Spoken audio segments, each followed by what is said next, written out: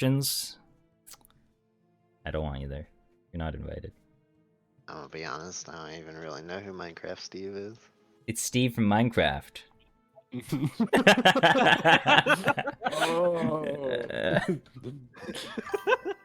I mean, like, you know, what else could there be?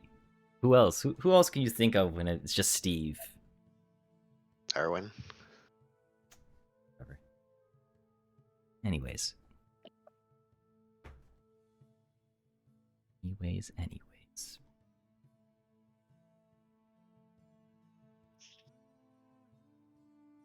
Otherwise, let's get started.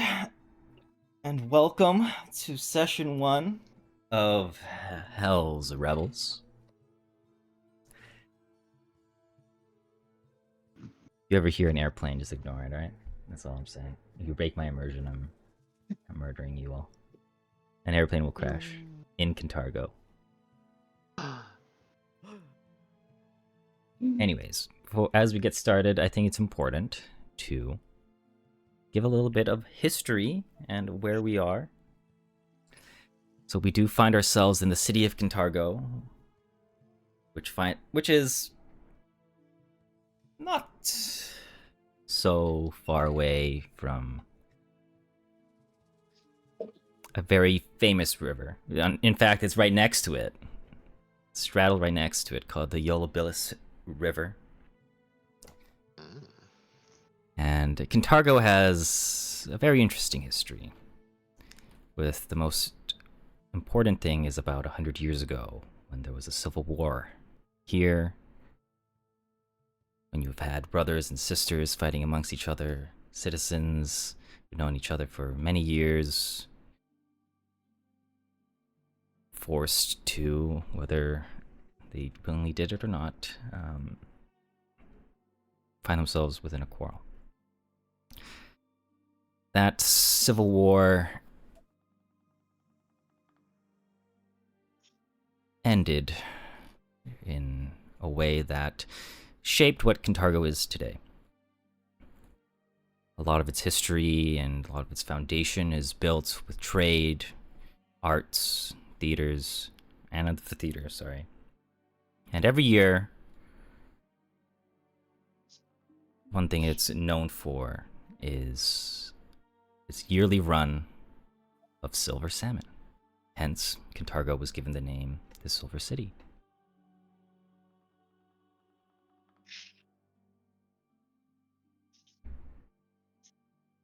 Cantargo is mostly dominated by 3 structures. There's a castle, known as Cantargo Castle, a temple which happens to be not so far away from the castle on Temple Hill, which was once home to the clergy of Eridan. But when Eridan fell, it was then claimed by the Church of Asmodeus and stripped away from any memorabilia, any identification that Eridan was once there. The last other building is on the northern side of the city. A university known as Alabaster Academy, known for its cutting edge and reputation for medical science and biological research. These days, though, the university is on a downward trend, and things are looking bleak in terms of its reputation. The city is manned and consists of 20-foot-high walls with 3 major pathways into the city. One from the north, the northeast, and one from the south. The southern entrance, known as the Rust Gate, is its most busiest entrance. And immediately after you enter from the Rust Gate, you're met with the duality of the city. To your right, you would find the slums. To your left, you would find what is known as Old Cantargo.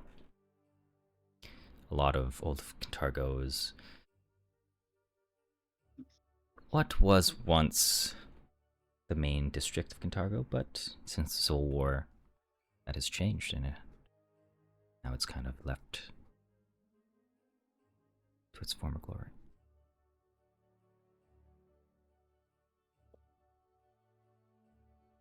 That being said, we find ourselves in the year of 4715,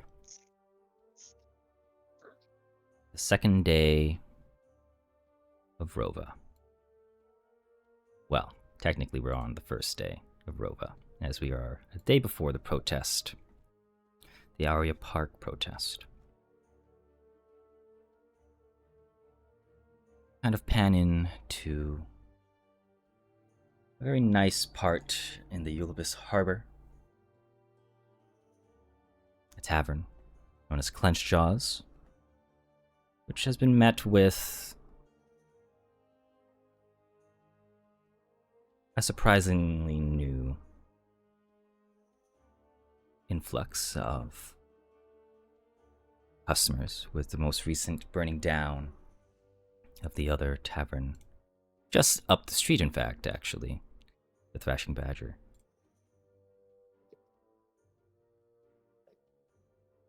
But as we find ourselves in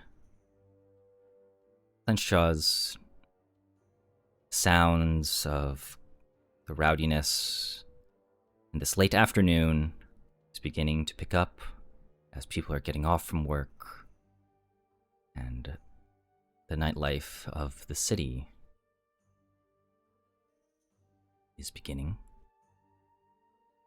And so, at the bar, seated, maybe waiting or maybe looking for something to do. Cassia, can you please describe your character? Yeah. Cassia is a younger elf. She's wearing this dark brown, like wide-brimmed hat with blonde hair that kind of falls past her shoulders. She's like wearing this dark navy blue coat over a nice little vest, and she has like this, purple scarf that like wraps around her. I would imagine she is definitely sitting at the bar, catching up with over a pint of some, ale or whatever they would be serving. Catching up with some of the patrons that she recognized from the burnt down tavern up the street. She'd be like, "Oh, you made it here, did you? Here, quickly, this tastes real good." Place a pint right in front of them. Is this your first drink, Cassia? Or, We'll say she's probably a couple drinks in. you kind of see the person you're trying to catch up with. He's kind of looking a little nervous. He knows your reputation and how rowdy you can be. And whilst you have adapted to the Clenchaw's clash culture here, maybe a little bit, chill vibes, and maybe being met with more rowdy individuals here. This fellow here in front of you is just looking a little worried, knowing that you're a few drinks in. If you want to make a diplomacy check for me, he might take your word for it. Might accept what you're offering. We're really good at those. I bet. +0. Ow, why are you acting all shy? Hurry up and drink up. 11, huh? As pretty as average as you can get.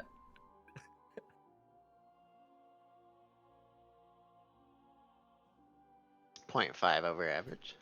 Yeah. Yeah, I'll say this guy here, you know what? He knows, it's just off work.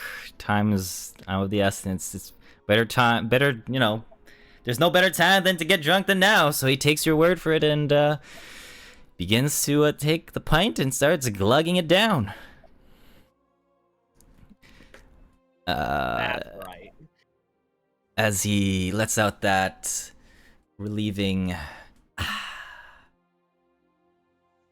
you know what, Cassia, you're not, there is some times where not so bad after all. Appreciate it. And then he goes off into the other parts of Clenched Jaws. At this point, you see the proprietor of Clenched Jaws, Clenched Jaw himself, come to your side of the bar, and he says, "You know, Cassia, ever since you came here, I thought you'd be real trouble, but it seems like you're fitting in just well." Why, Mr. Clenshaw, I should be offended at that. But since you're so mighty kind, I'll let it pass this once. Well, there's not many elves that leave an impression. So it's, you'll have to apologize if I offend you in any way. Regardless, another drink? Another drink? Yeah, would you like another? Or are you done? Well, oh, of course. I'll take another. Alright. And he goes back to the bar, one of the taps, and gets a new glass all shined up for you. Fills it up, gives you another. At this point in time, as the night gets a little bit more rowdier, and this watering hole is having some of their regulars and maybe some of the thrashing badgers regulars get a little bit more into it as the night progresses. I would like for you to roll a d20 for me, Cassia. Okay.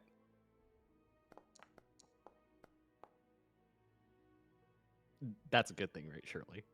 Uh-oh. It's fine. It's fine.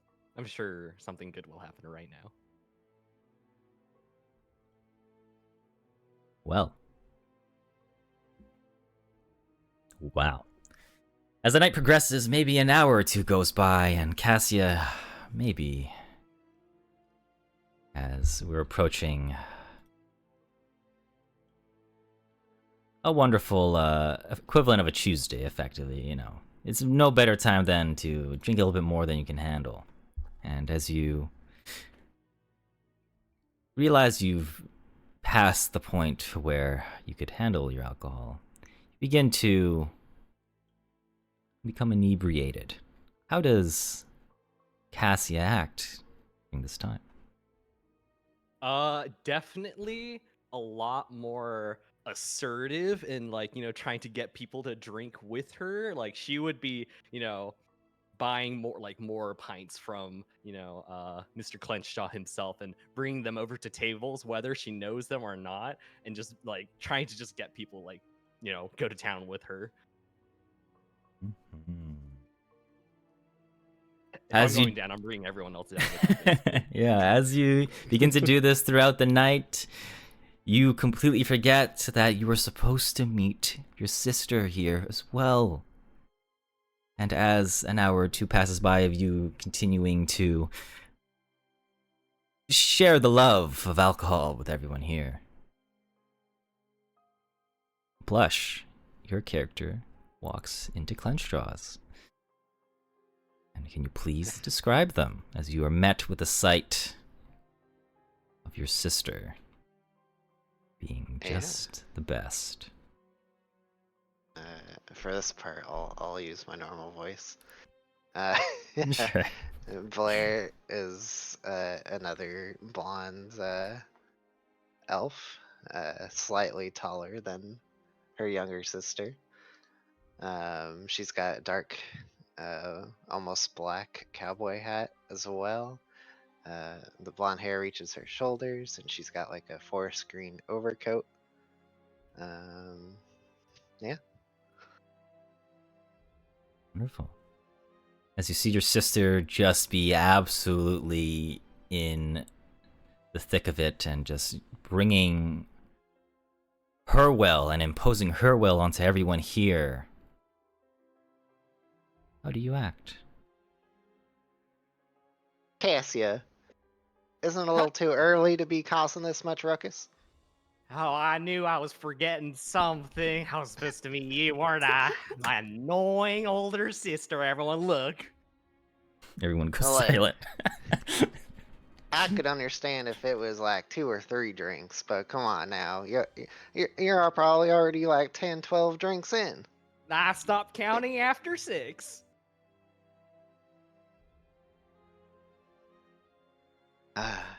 If only your mom was here to see this. Well, she ain't here, is she? She's in the cemetery. That's where she's at. Okay?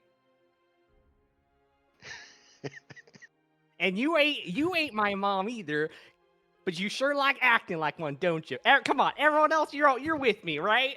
Cassie is just looking around, trying to, garner support for herself. You get like one super drunk guy in the back, like, yeah, another drink. Whoa. That's right. See, man after my own heart. And then I walk up to Cassia and whisper in her ear, "Look, do you even have the coin to pay for all this?" I might have left it back home. We were gonna deal with that, when the time came. Does the barkeeper even know that you're not able to pay for all this?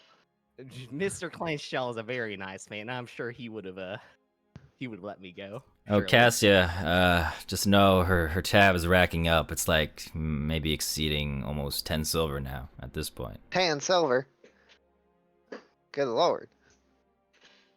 It's just a little bit of silver, Blair. You're acting as if it was all of our life savings. You got enough to cover for me, don't you? I do, but if you keep this up, we're gonna be living in the ditches. Well, we'll figure something out. Here, this is my sister Blair, Mr. Clenshaw. She'll be paying for my tab tonight. Shaw looks at you, Blair, with a concerning look. And looks back at Cassia. Right. Okay. If you really want to pay some, you can pay half of it now. But, I'm sure this won't happen again, right?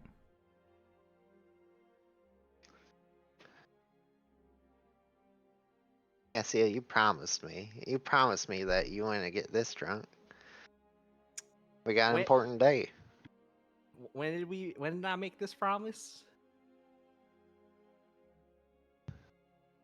See, I don't remember it, and neither can you, apparently, but we got an important day, but, that's all the more reason to celebrate, ain't it?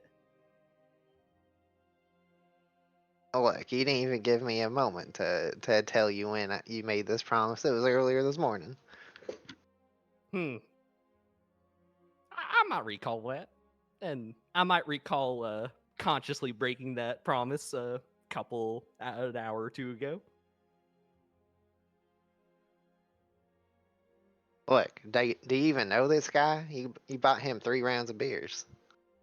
Nope, but he's my new best friend now. I throw my arm over. You see the concerned smiles. He gives his thumbs up. Yeah. See? He's even smiling. I'll just kind of look disgruntled and go pay half of the tab. Thank you, It's Cassia. good because I have Blair. 0 money. Jesus. Well, What? as the night... Yeah, I forgot you literally have 0 money. I have 0 coins of Am I actually paying 1 gold for all this? He said only have 5 zero silver for now. I have Oh, 0 5 money, silver so- for now. Okay. God damn it. Right. Well, as the night progresses on, maybe some waters are only being served to Cassie at this point. Gets a little bit sobered up. And you finally begin to maybe come around to hearing some of the whispers, the chatter within. Clenchraw's here. And you begin to hear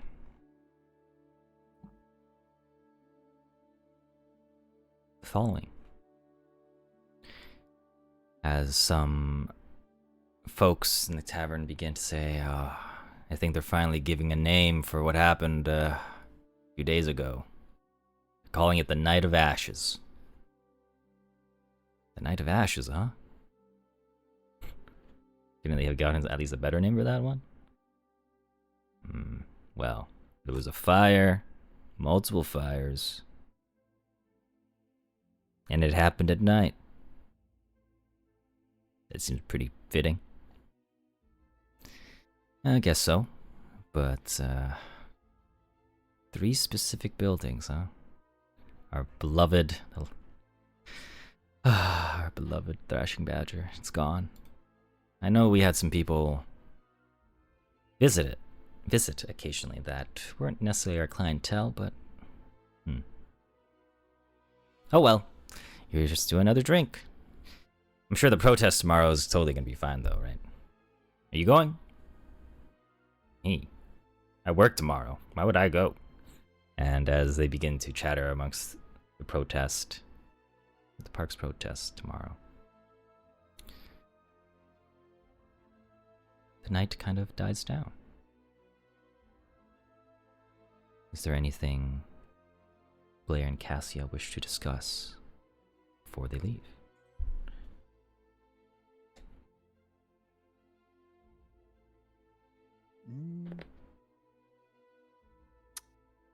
You did pay for my tab, right?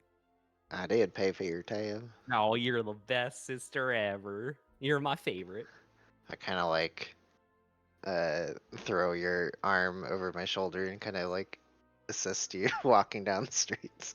She'd need it. She would, absolutely. Oh, I'm looking forward to tomorrow. It'll be so much fun. Well, I'm glad they got some water in you, so that way you'll feel a little bit better for tomorrow. They gave me water. No wonder. I thought those drinks were going down a little too easy at the end. Oh yeah, I forgot to keep up the lie that it was vodka. You know, that fancy new stuff from Russia. Oh, I see. God. Very exotic. We'll have to go back and try more. I think otherwise we'll just go home, basically. Alright. Yeah. As you begin to line yourselves back up and make your way head home, we pan over to the other side of the Yolobith's harbor, in the war cage. As the night winds down and shops begin to close, Chuko, the Tengu, gives you your daily wages. And would you like to describe your character, Valthos? Yes. So Valthos is a tiefling, about 6 feet tall, kind of I think a lean build, but quite strong looking. He's got crimson red skin, and I imagine orange or amber eyes. He's got I think he's gonna generally have kind of messy hair. He just kind of slicks it back and it gets blown around in the wind. He's wearing, I think right now would be wearing a breastplate, covering his full body, wearing a blue scarf and a cape on his back. As Chuko hands you your coin pouch for today's work, tells you, Valthos, again, thank you for the work you do and assisting us and everyone here. It does give us some sense of certainty that we're pretty okay here.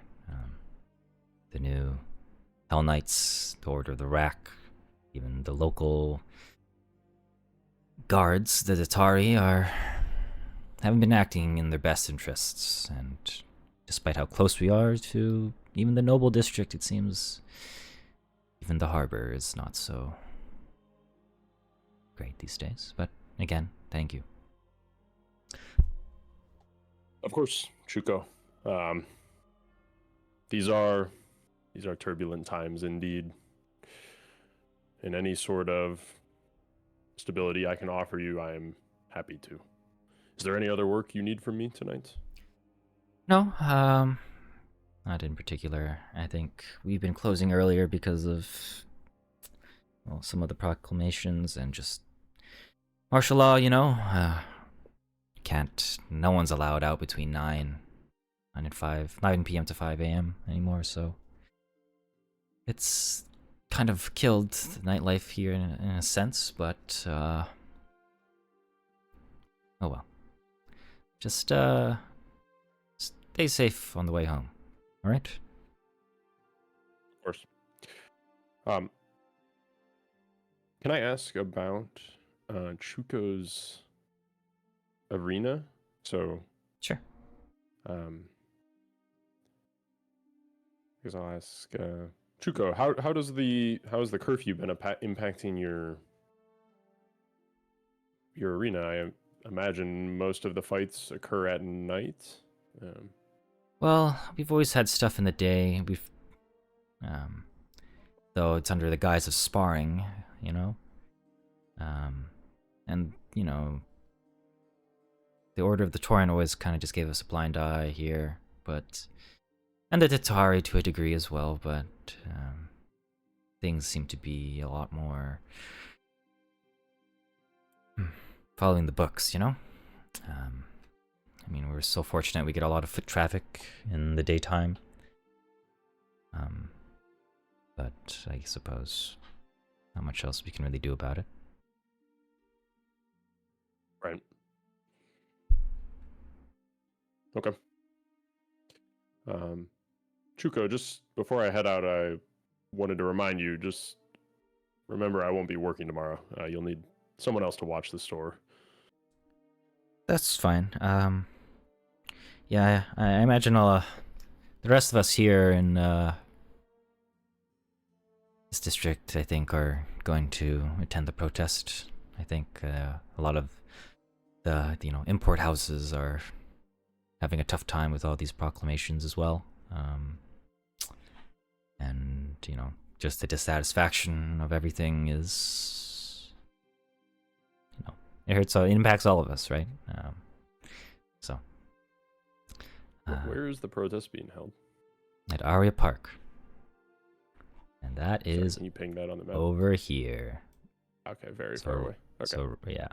So, this right here is the Opera House, and then right in front of it is the park. Okay. So, yeah. At Aria Park in front of the Opera House. Well, I guess I'll see you there, Chuko. Stay safe. I might just take the day off, but yeah, I might be there. We'll see. Alright, good night. And as you exit out, you're met with the blast of the more cold ocean breeze hitting you. Smell of fresh water and the like. It's a nice change of pace from inside, and just the general area of the war cage where it mixes it all. The aromas, the scents, that fresh ocean breeze. As you also take that in, you begin to feel the dampness within the air. You can see with your low light vision, you can see some clouds rolling in. And you figure that the way home is, it's a little bit a ways away, but it will begin raining pretty soon enough.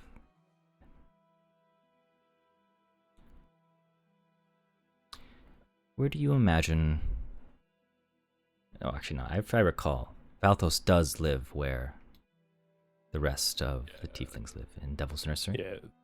Yeah, that was. I don't think I had officially decided, but yeah, I think that makes the most sense.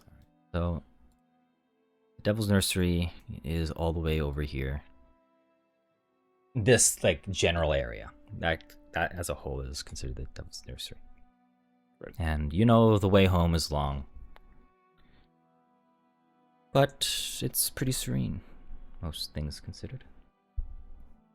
Left alone, but more recently with more Order of the Rack and the influx and increase of the Church of Asmodeus, you already felt uncomfortable in the city for the most part, but now you really feel like,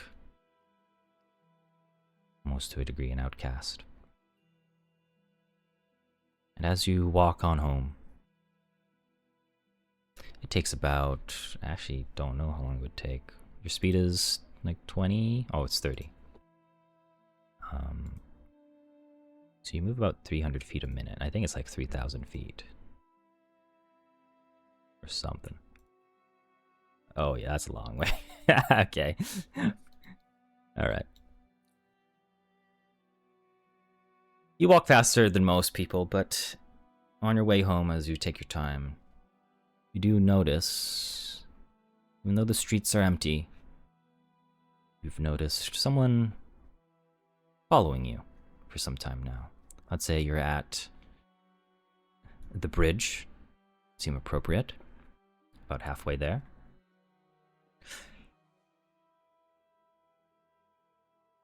They've been maybe keeping their distance 60 feet or so, keeping you within sight, but never exceeding or getting any closer. They're wearing robes the dark make, and even with your low light vision, it's enough for them to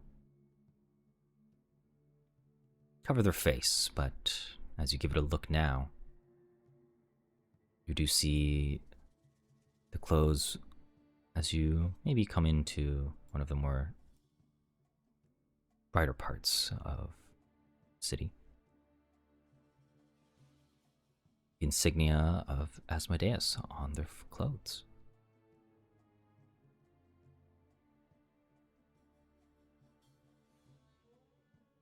Is this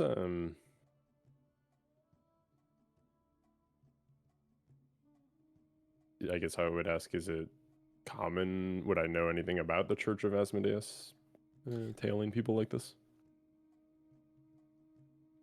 I would say you didn't really hear of anything or anyone have it happen to you as of recently. No. Okay.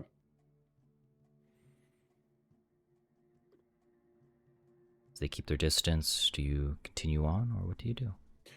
I think Valthos would try to obviously with the rising tensions in the city and just the general distrust of the Church of Asmodeus, he would I think try to get to like up here and maybe try to lose them in some of these alleyways.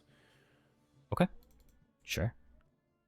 You can, as you do that, make me a society check or survival check.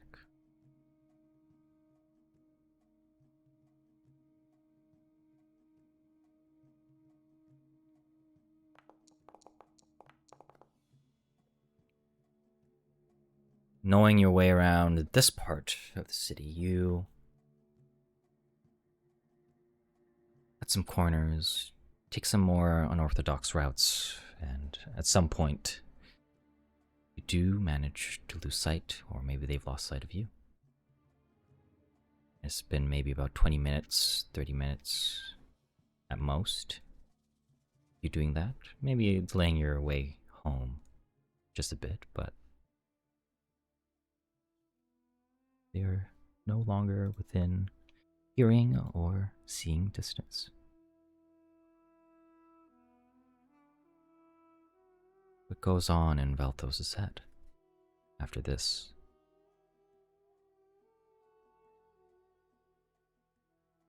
So I think Valthos is obviously immediately he has he has been tailed by people before who have tried to, maybe harass him or maybe steal from him, to take advantage of him. So immediately seeing someone tail him, that's something he's concerned about. But I think at this point he's now wondering what was that about, and is the church after me? Really more questions at this point. Okay. As you left with those questions, you continue to feel uneasy, and eventually make your way towards the district of where you live. As you make it seems more apparent, and you see what's going on here, you do see more of Order of the Rack and some of the priests of Asmodeus here. They are quite literally following other tieflings to their homes.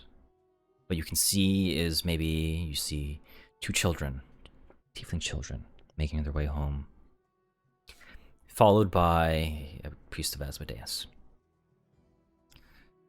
Keeping their distance, the kids are blissfully ignorant to them being followed, but they could tell, and everyone else could tell what's going on, including yourself. The moment those kids, tiefling kids, made their way home, the priest from Asmodeus kind of murmurs to himself and then makes his way home, makes his way out of the tiefling district here. On the other hand, you might see some adult tieflings and them being accompanied or within viewing distance of Order of the Rack Hell Knights doing the same. When you are in view and just making your way at home, you are approached by a Hell Knight.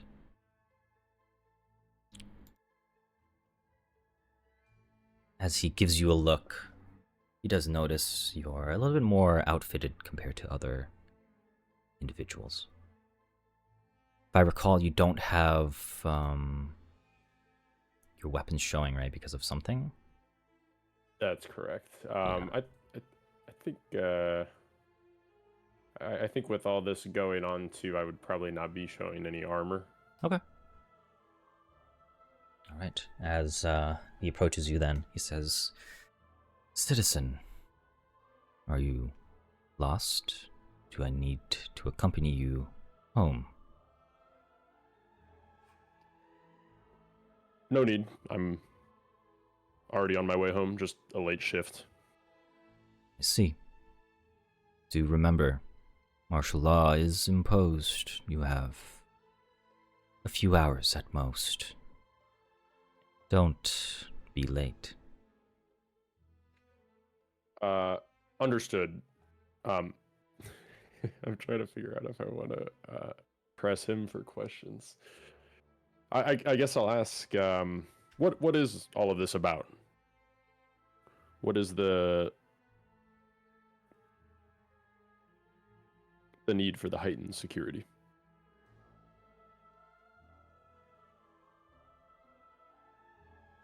Keep in mind, citizen, we are no Order of the Torrent. We have Order of the Rack, and the Torrent was lax. This is routine.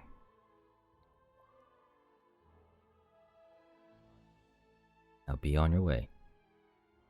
Understood. You could tell with your interaction, and as you leave, it's not entirely true of what he's saying. It's clear that there is a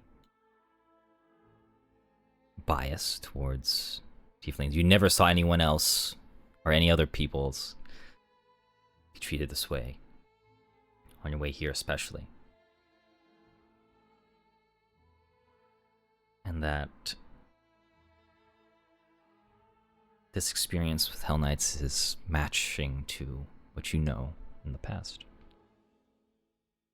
But you've known...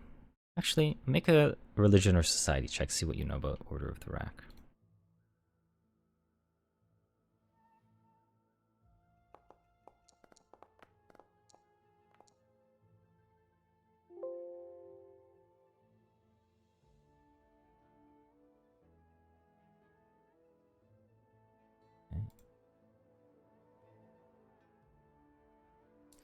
So you know with your 17 that the Order of the Rack in particular,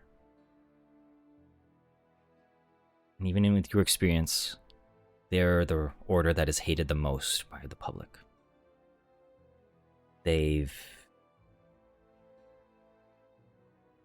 they're called, they're known and hold a reputation against those who are kind of like against the status quo, raiding homes, those who speak out against it, and are known for being quite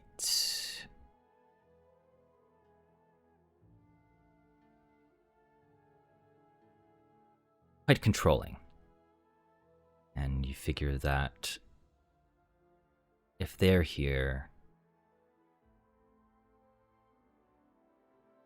it's possible they might be present at the protest tomorrow, and what that could mean for any attendees as well.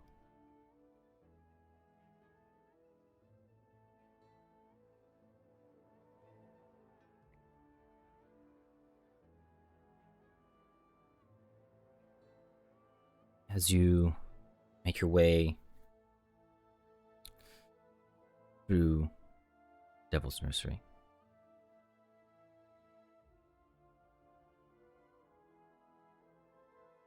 you are reminded that it's been a while. You haven't been to the Cloven Hoof some time. It's a little bit a ways away from your home, but maybe a 10-minute detour.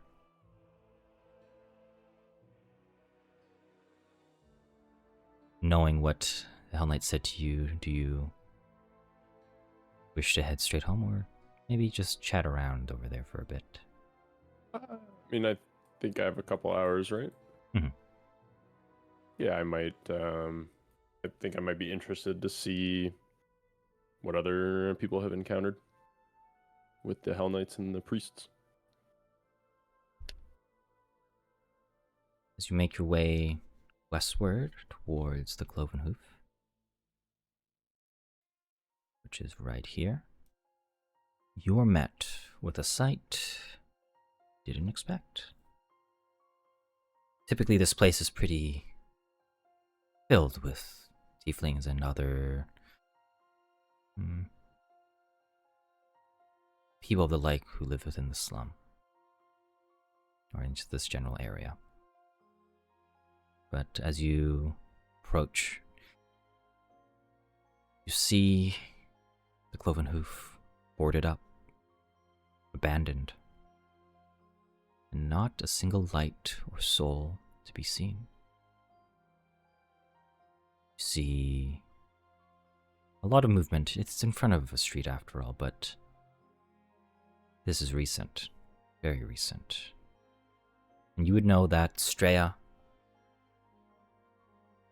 the manager of the Cloven Hoof Society, you've kept in touch, you've been acquaintanced with her for some time now. She's missing. It does not bode well for tieflings as a whole here as well.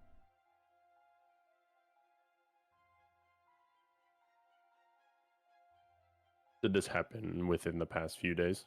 It seems that way, yeah.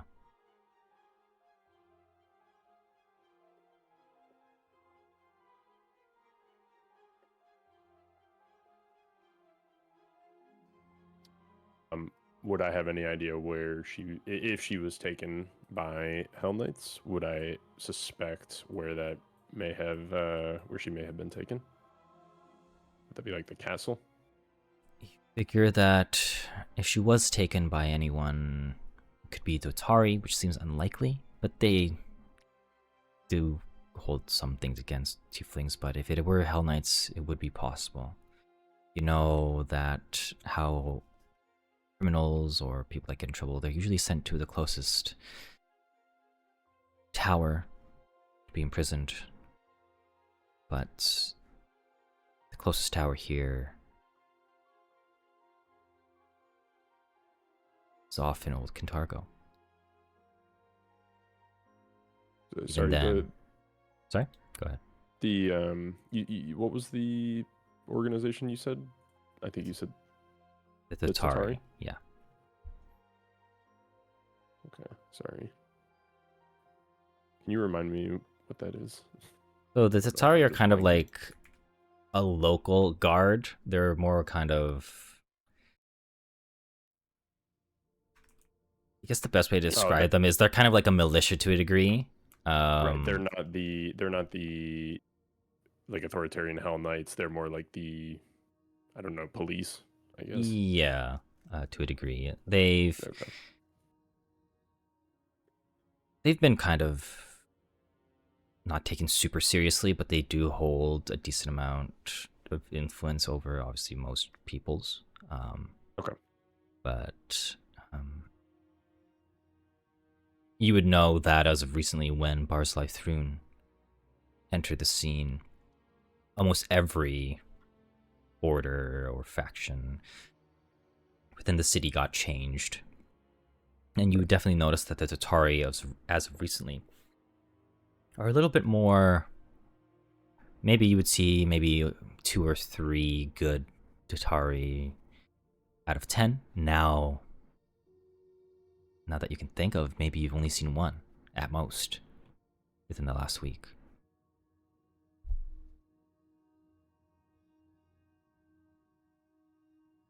And you said if she had been taken by the Tatari, they would have taken her to, you said this tower? Yeah, like a holding house, watchtower. Okay. Even if, though, like I was saying earlier, even if you do know where she went, it's very unlikely you would have been able to see her, given Right. what's going on as well. Right.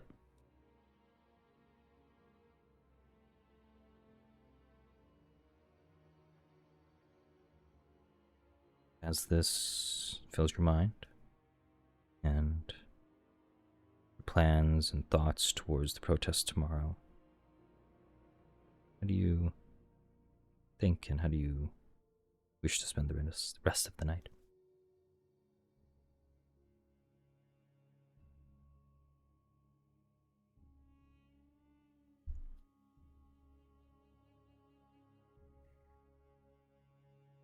I think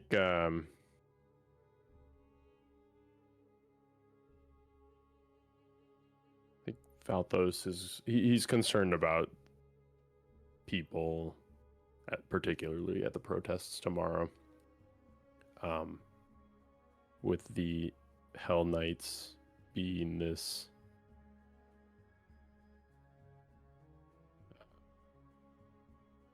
oppressive to people who aren't directly opposing Barzilai, he's pretty concerned that during the actual protests where there are demonstrations against Barzilai Thrun, the Hell Knights are going to have no problem stepping in and trying to quell that before it becomes a movement.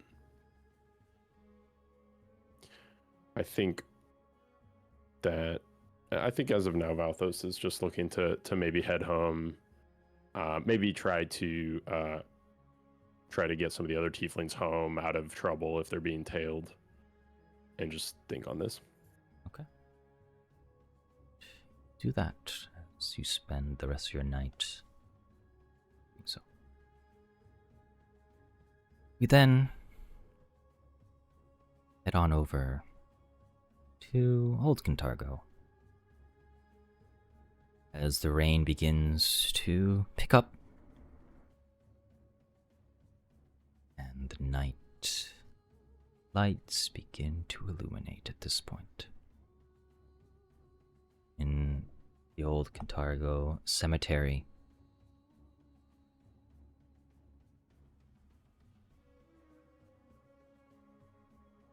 Dune, would you like to introduce your character as you are wandering or even looking around?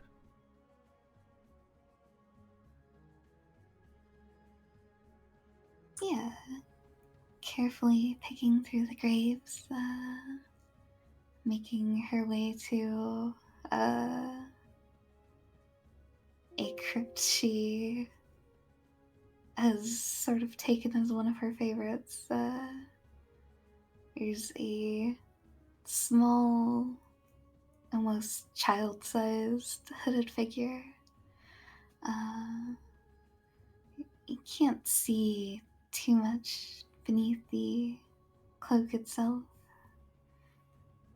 except there's this sensation of the textures of the skin being slightly off from what you can tell from beneath her hood. Parts of it is just a little too smooth and shiny. Other pieces of it seem...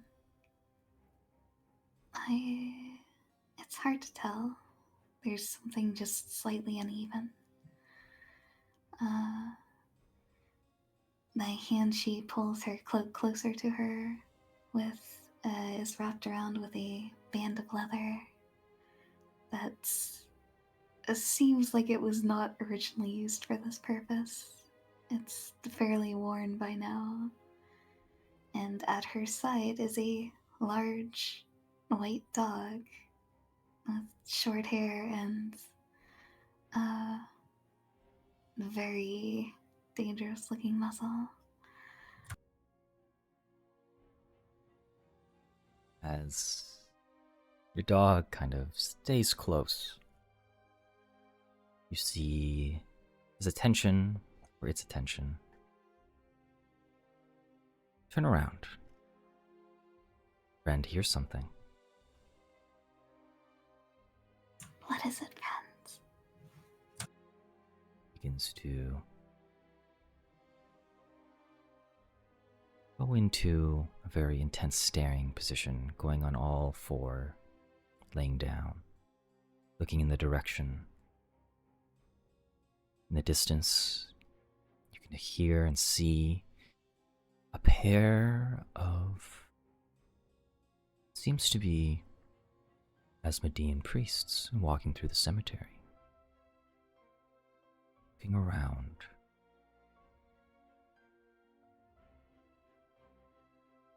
You know that the cemetery has plenty of cover and, for the most part, very peaceful.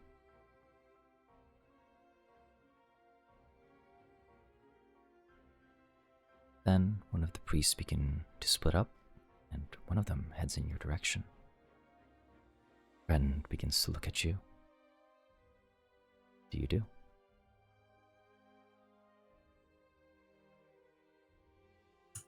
Her hand sort of curls into friend's side a little bit, and she glances around for somewhere to hide.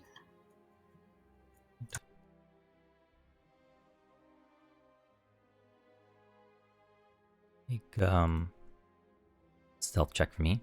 This is technically, I think, the first secret roll. You can roll me that. You do get a +4 to your bonus here. There's plenty of cover.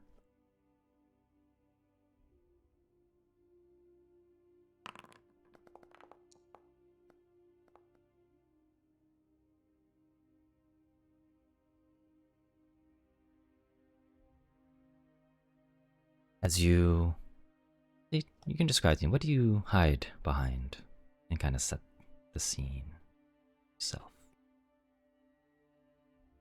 There's a fairly big statue not too far off. We sort of make a dash and sort of duck in its shadow, more or less.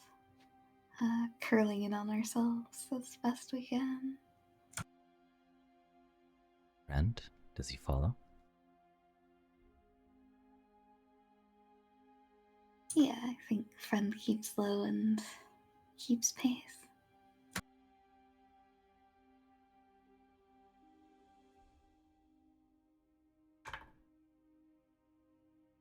friend, without making a sound, follows suit.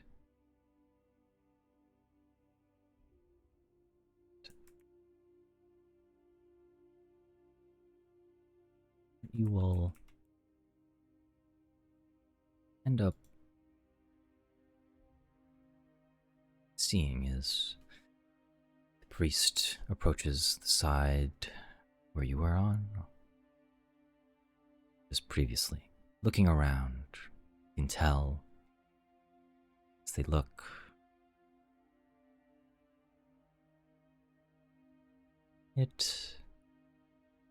they go and notice the piece of ground where friend was on all fours, ruffling through the grass as the rain begins to pick up. And he kind of murmurs to himself, just an animal, a dog. I don't understand how these things are getting in here. Though, if we can get this dog, we can get rewarded for it. Well,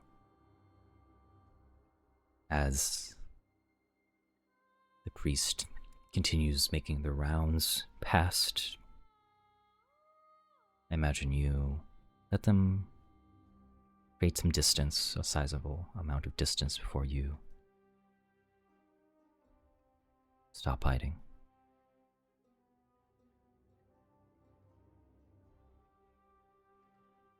Absolutely. Until we're completely sure they're gone. They're out of sight. You reveal yourself finally, with friend looking at you and waiting. Does offer you to go on his back if you wish.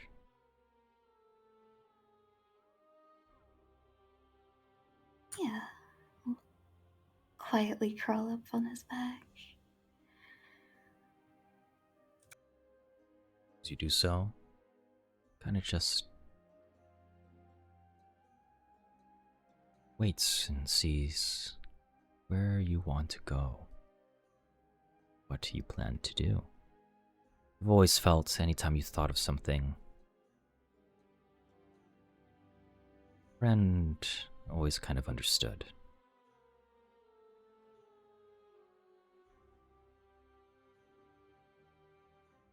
Of course. And you sort of carefully nudge him towards the crypt where we hid out last time it rained.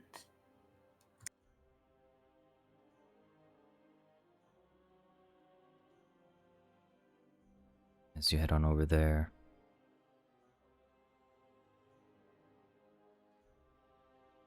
more time passes as the rain begins to become more of a proper drizzle. You could tell that Ren doesn't like being wet, but he does his best to wrap around you so you don't be wet.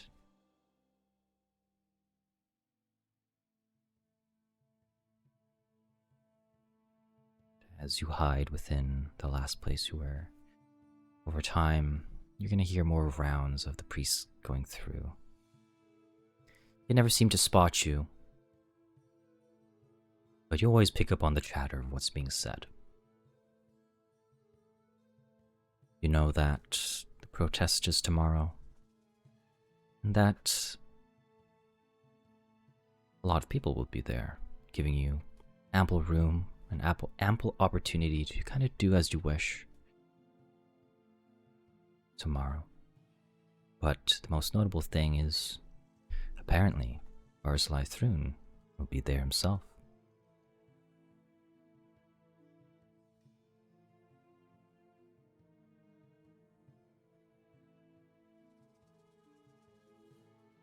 We'll have to go there tomorrow, won't we, friends?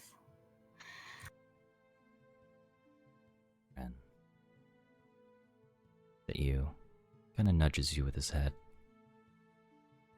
And you can feel that he'll go wherever you go.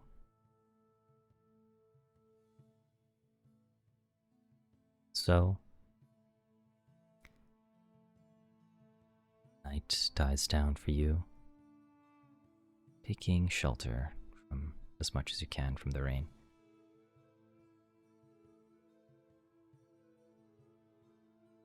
You then pan over up north to the district of Villigry, where we find ourselves at the Long Roads Coffee House. Things are winding down. This shop that specializes in pastries for the most part. When it begins to rain, it's usually met with not much clientele. But there, the proprietor, Laria,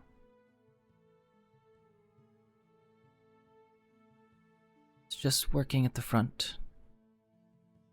But she calls for her assistant or friend.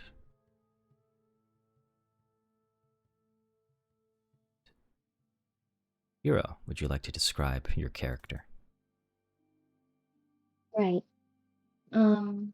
She has red hair. She just hangs loosely, framing her face. Both sides, some parts of her hair like braided, kind of messy. You can clearly tell she's not trying to impress anyone. Me, thinking about the situation, the city, with everything's going on, I don't think anyone can be bothered to impress anyone anymore. She has clear green eyes that fits her pale complexions. There's definitely nothing to stand out with her outfit, just simple leather armor. You can see she has a cane, which is kind of odd, knowing that she's quite young. Clearly looks quite young. But there's definitely something about her eyes. You can tell there's deep anger, even though she's not saying anything. Yep. Laria, the halfling, gives you a look. And her, being as cheerful as ever, says, "Oh, Merida. Come on. I know there's not many customers out, but at least, try to keep the customer service face up, I know it's tough." Merida just squint with her eyes, looking at Laria with like a really odd look. Like, what are you on about? You know I'm not like that. This is what you get. Well, Merida, if you didn't know, we will be closed tomorrow, so you can do whatever you wish. Just, if you attend the protest, just be safe, okay? I would feel pretty bad if anything happened to you. All right, I try to, keep you upright here, but there's gonna be a lot of people there tomorrow, I'm sure, right? Any friends? No, you don't have to worry about me. I'll be fine. I'll find people who believe in the same thing that I do. I'm a grown up. I'm a grown up girl now. You don't have to always take care of me like that. It's okay. Okay. Just, let me know when you leave tomorrow. I'll give you some food on the way there, alright? You're not my mom.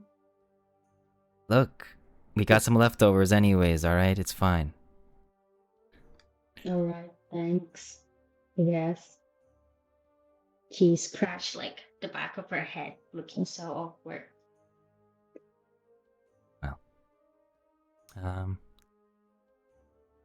Can we, let's just work on closing up shop, alright? And, you can do whatever you want for the rest of the night. Yes, understood.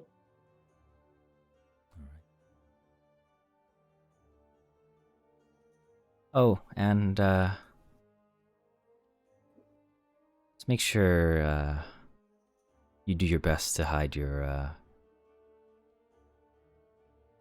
other things, alright? Yeah, I know. Don't want... The Tatari and the Hell Knights are very...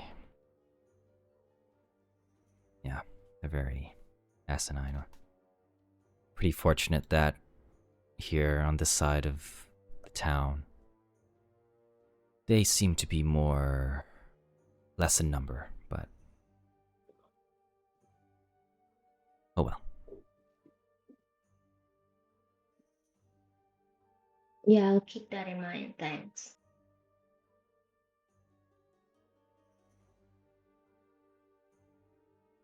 As you close up shop and assist with that, how do you spend the rest of your night?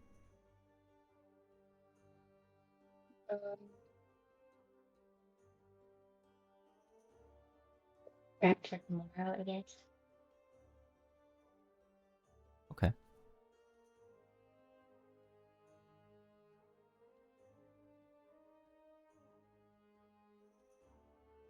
As the rain... There, Yeah, go ahead. is there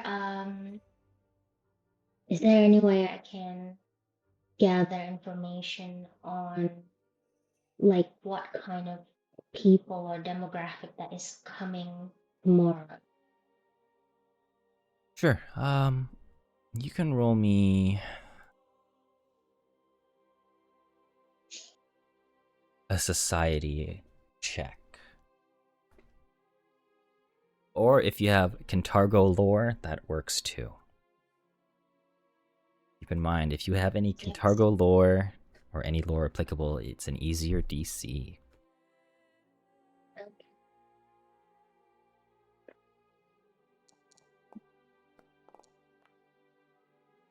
Okay. With your Kintargo lore, earlier in the day, you would have heard from customers, people coming in, that almost every single group within Kintargo will be there. That mostly consists of the Zatari. You got people that represent the artists. Even Hell Knights apparently will be there. Given that even the most secluded university representatives are showing up. Now, a large amount of students, especially so, have been organizing and being met with some resistance, even saying things that what some of these university students are saying or suggesting is treason. You figure that almost everyone will be there.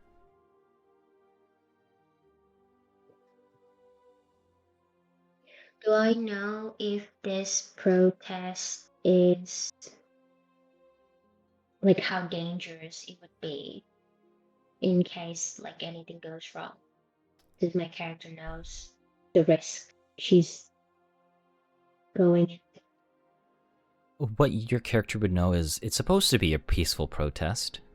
You know, Okay. this city has always been very outspoken about their freedoms, and especially so since within the last week, a lot of their freedoms have been restricted.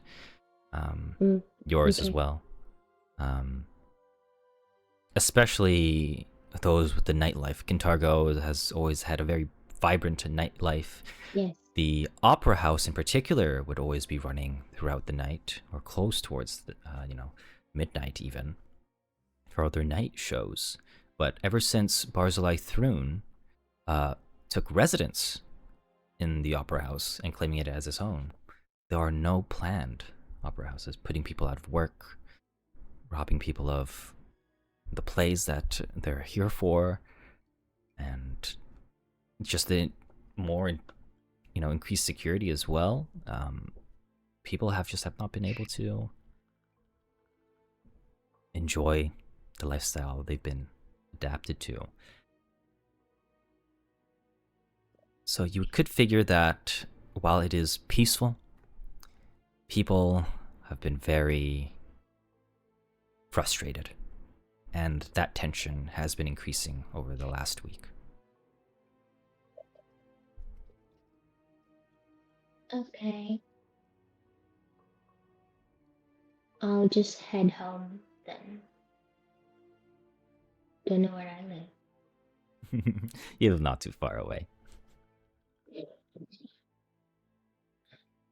All right. As the next day rolls around,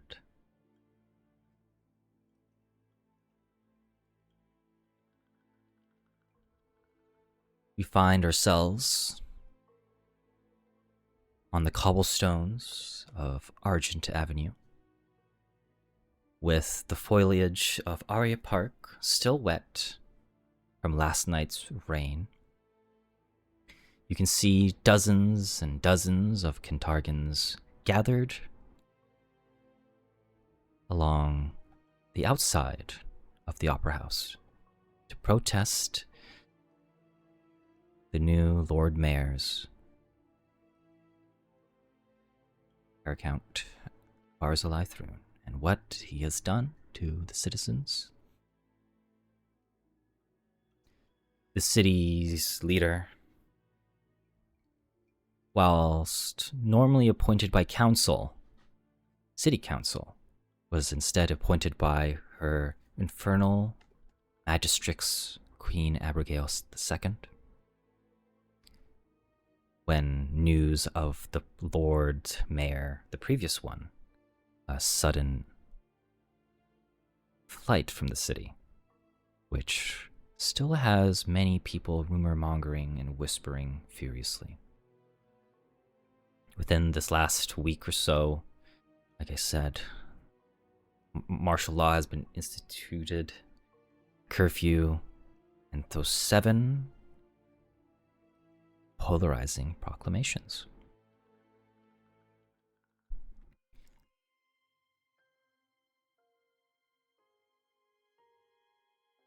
This is where I'm going to ask, do I need to remind you what those 7 proclamations are?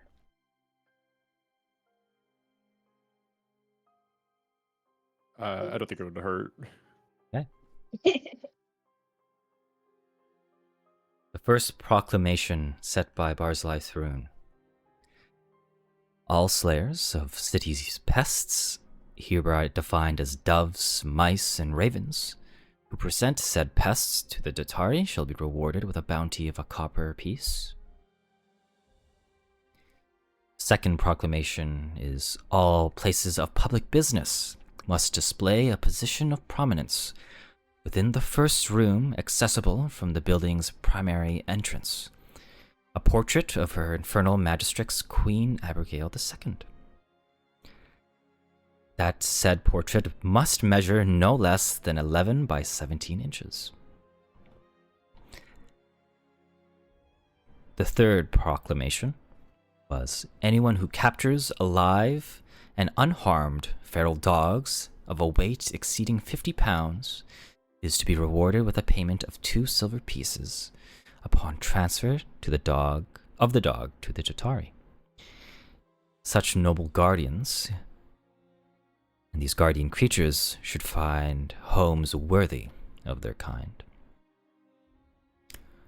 The fourth proclamation is the right to wear fine embroidered clothing in public is hereafter prescribed to anyone other than agents of House Thrune or the Holy Church of Asmodeus.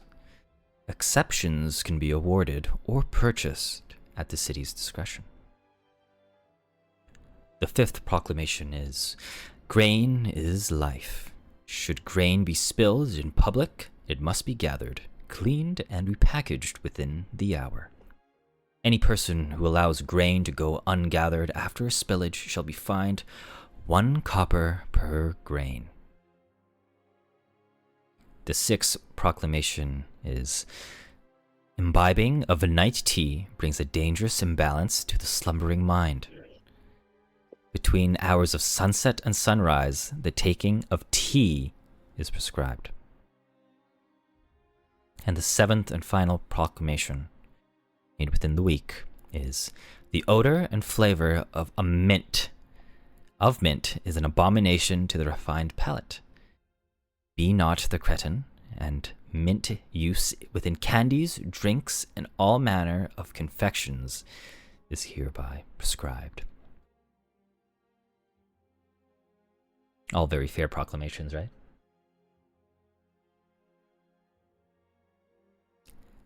How dare he? I love mint. Yeah. Banned Take him mint down. mint ice cream. Goodbye. I never liked tea, but ever since they put these in, I've been drinking it all the time. That being said, these actions and more have called many of Kintargo's dissatisfied citizens here on this overcast morn. There has been no sigh yet of Barzillai himself, and the opera's house doors remain tightly closed, as they have since the man chose the opera house as his home. But judging by the growing sound of protesters, it seems he can no longer ignore the scene in the streets below any longer. And so, as you find yourself in front of the opera house, we will go there right now.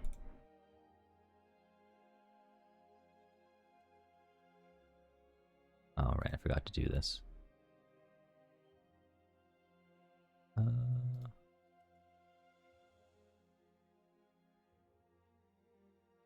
Alright.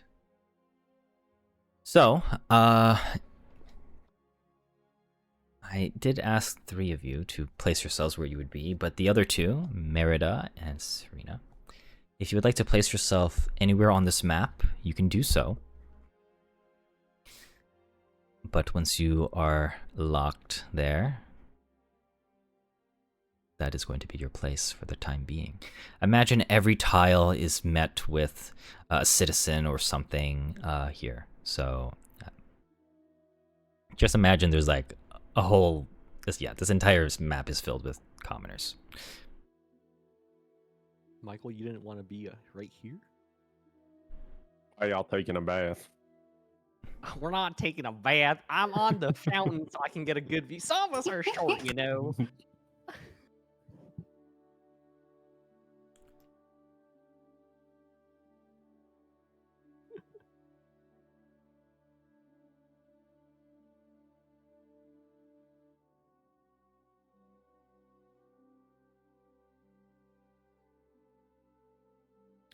So,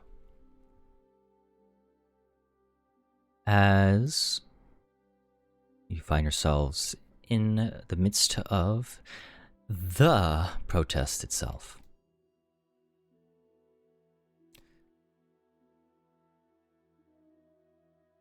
there's a few things, mechanically speaking, you can do while you're here. So you're going to be here for a few hours. You're going to see about a dozen Dotari guards and what seems to be a woman in front of the locked entrance of the opera house. what you can tell, especially if you have a good view of them, is that most of these guards here are pretty nervous looking and pretty edgy, I suppose is the right word. But as we begin the protest, you are all going to be allowed to take some actions here, which I'm going to put in chat for you all. So you got this. Just give me a second as I actually need to... Oh, I just realized, why am I doing it this way? So, you can listen for rumors. You can pilfer. You can rabble-rouse. Search for a contact if you have one. Silence a faction. Or watch the crowd. We are going to be doing this, though, in initiative order, as this protest is going to be taking over the course of some odd hours. Each hour, you'll be able to take one of those set actions I've stated, and see how the protest grows and evolves over time. For your initiative, you can roll, of course, if you use any of these exploration actions, what you seem appropriate. But you could use the deception, diplomacy, society, and perception as your initiative rolls here.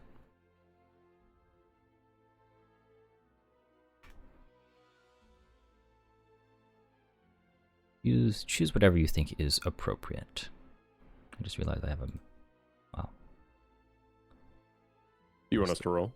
Yes, please roll your initiative.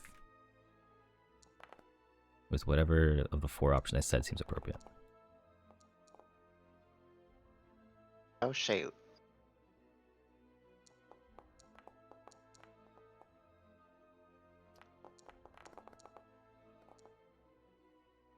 Do keep in mind, you don't have to use just perception. You can use diplomacy as well, or deception and society. So if there are any of you that wanted to do that, we can just replace whatever bonus is with that one.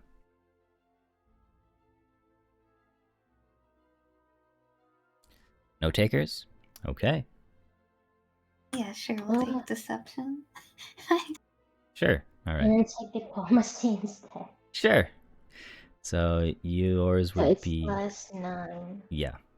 Just reroll with that. I'll just reset your guys' initiative because yeah.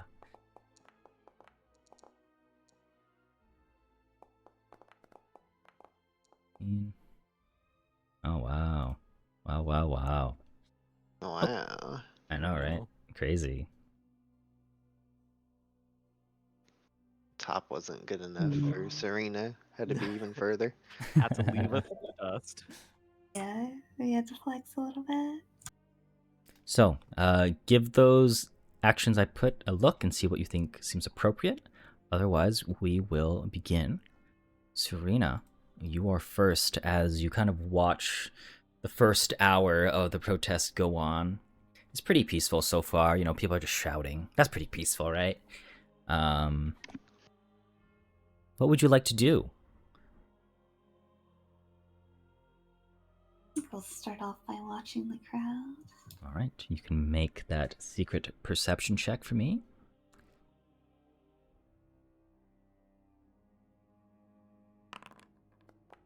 Oh, I'll tell you this now.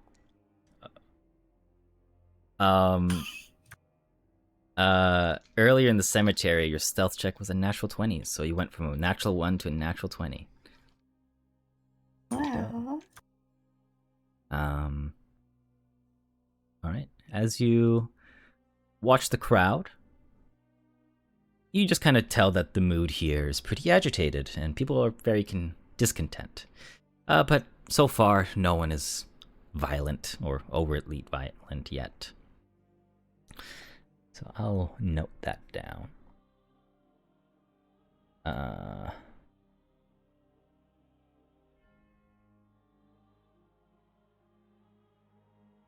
Right. Merida, what would you like to do for your exploration action?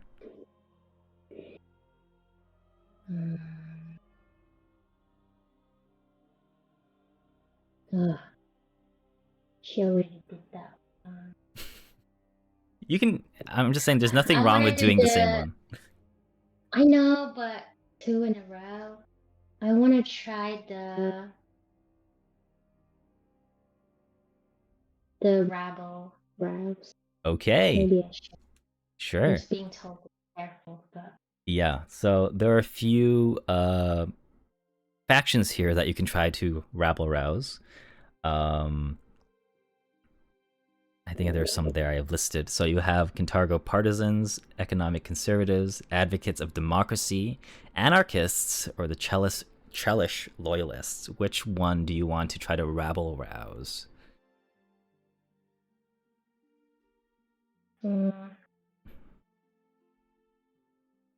I mean, if you don't, you can just do a general rabble rouse as well. And you can it's just a see. general one then. Yeah. You can just, I'm get just the. upset like everyone else. Yeah, So, you could do that. So So you can. Yes, you can do diplomacy. Let's see it. That looks, ooh, just short of a critical success. But that's still very good. Still very good.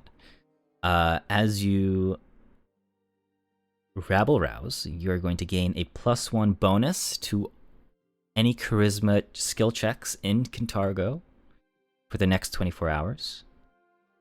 okay. And you do not treat, the crowd respects your ability to rabble rouse everyone here. You do not treat any of the tiles here as difficult terrain. All right. Wonderful. Cassia, what would you like to do? I suppose I will also just at the moment watch the crowd. We'll get the party started later. For now, Sure. though, we should scope out the scene. All right. It was a nat 20, right, Shirley? Oh yeah, definitely. All right.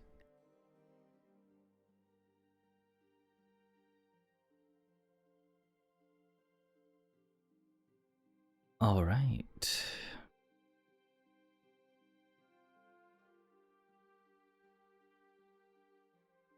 You notice some people moving around and about closer towards you.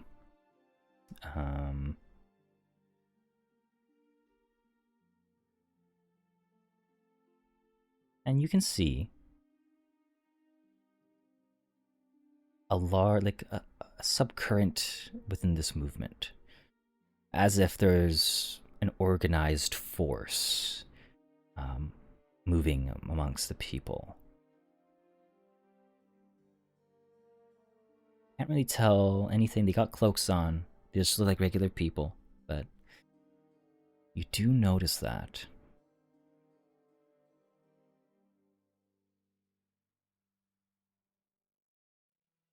Okay. Later, some people are walking around strange and funny. I don't like it. Althos, what would you like to do? Valthos will listen out for some rumors. Sure. So you can. So it says I can choose a topic or just general. Sure. I mean, yeah. Maybe.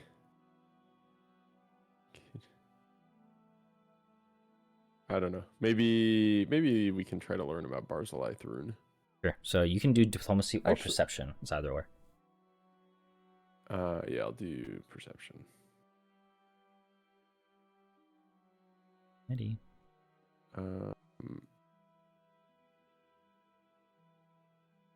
Sorry, I have literally never used Foundry as a That's player okay. before. Where do I roll perception? So on 'Cause your it's not left-hand the side, initiative. you'll see it right above initiative.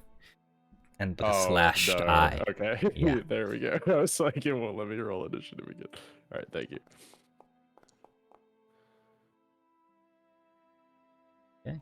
Oh. All right. So, you are going to hear. I need to go to something real quick. Oh.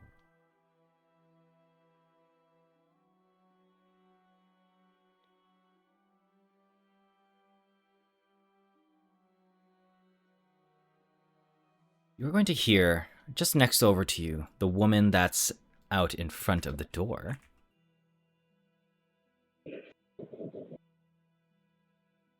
Someone talk about her. You hear... I hear... that, Arslight Thrune brought that woman here. She's his bodyguard. The woman's named Nox, a half-devil. But damn, she's way too ugly to be human, that's for sure. And you are going to see her right over here. Oh, my thing would work.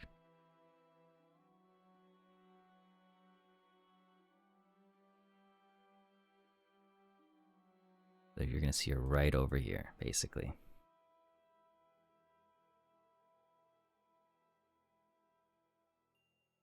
And were there other guards posted? Yeah, there's or as there's well? other guards out here. Just Right, okay. imagine, I'm just not going to place every single one here because... No, I gotcha. Yeah, it's Okay. just...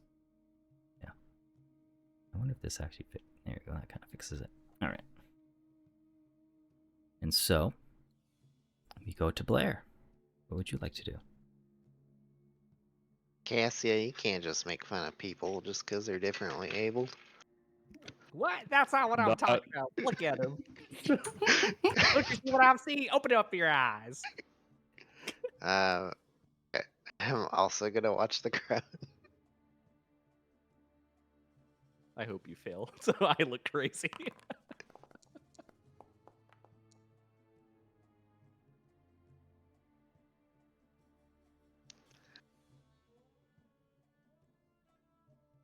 You just see a normal protest going on.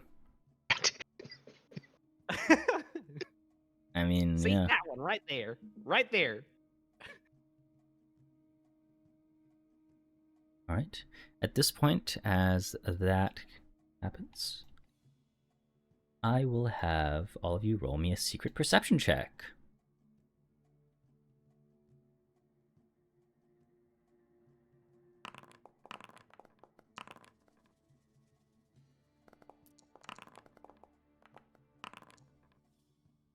A lot of dice.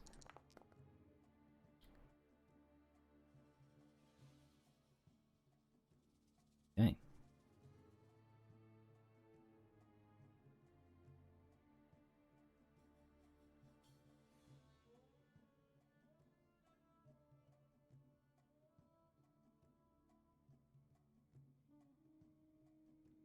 As you all... And time passes by. Some odd hours pass by. Eventually, you're going to see up here on the balcony, you're going to see the ruffling and movement of a curtain. Within this curtain, you will see someone make an appearance.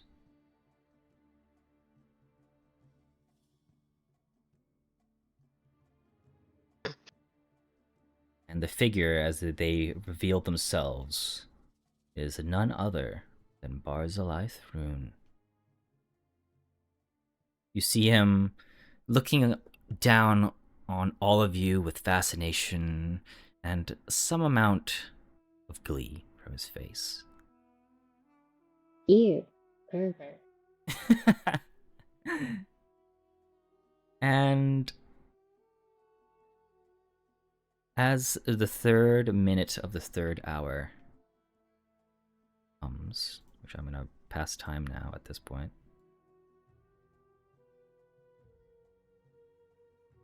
you're going to see, as he throws both the windows wide and fully show himself. This very imposing man, dressed in red, orange, and black clothing, with an ornate breastplate, with the pentagram of Asmodeus and the cross of Cheliax on that breastplate.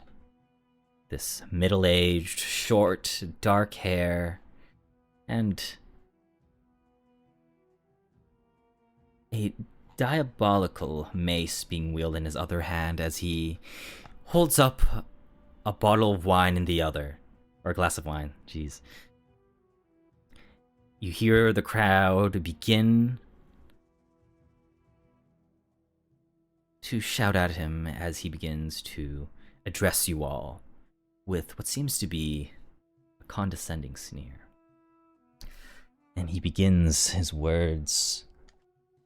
My adoring little chick. I don't even know this word is. I'm gonna ignore it. Ignore me. I'm sorry to say I have not yet adapted to your quaint country ways, being accustomed as I am to the sophistication and learning of Egorian. Nonetheless, know I have heard your concerns, and that I appreciate your valued feedback, and I know we shall eventually find a mutual understanding in the fullness of time. I take pride in updating Kintargo's quaint, outdated laws to the modern standard the city deserves, and strengthening its ties with the Empire in these cruel times. But, obviously, I have approached my duties too aggressively. You say you chaff at the presence of non-natives in positions of power, that authorities, not of this city, have no place as its leaders, that you will not be yoked by intruders. Your Lord Mayor hears you, and it is so with a heavy heart that I issue this proclamation in response to your demands. All ships, captains, and hereafter are barred from leaving their vessels and setting foot on Kintargo docks or streets under the pain of, let's say, squassation. And as this proclamation is made, you see the crowd around you begin to roar. You all have a moment here to kind of react to what is being said.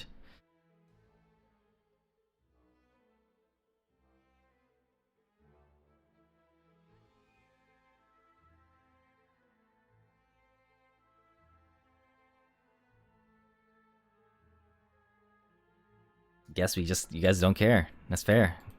Doesn't affect you.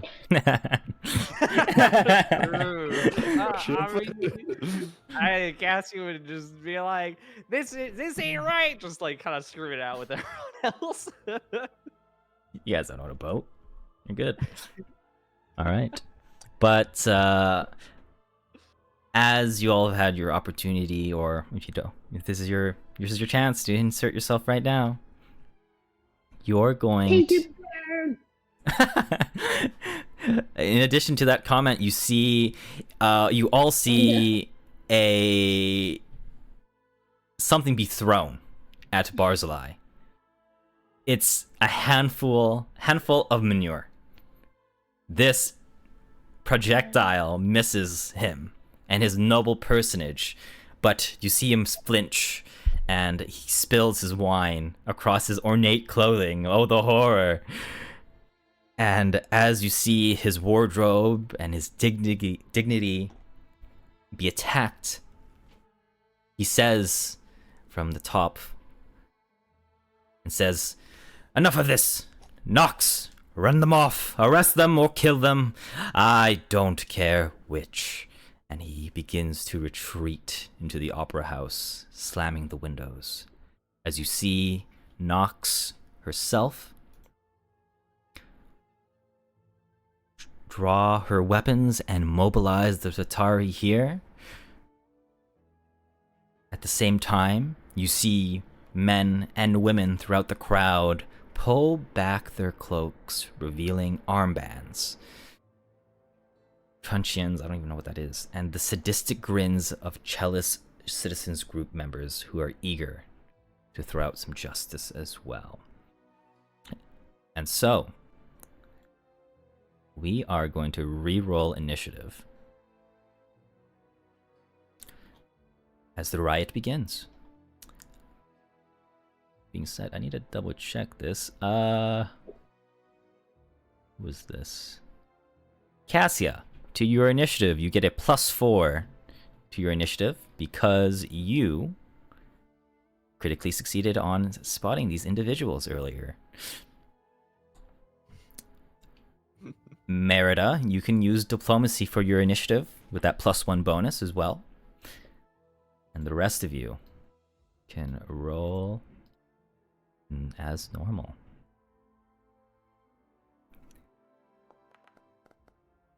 All right.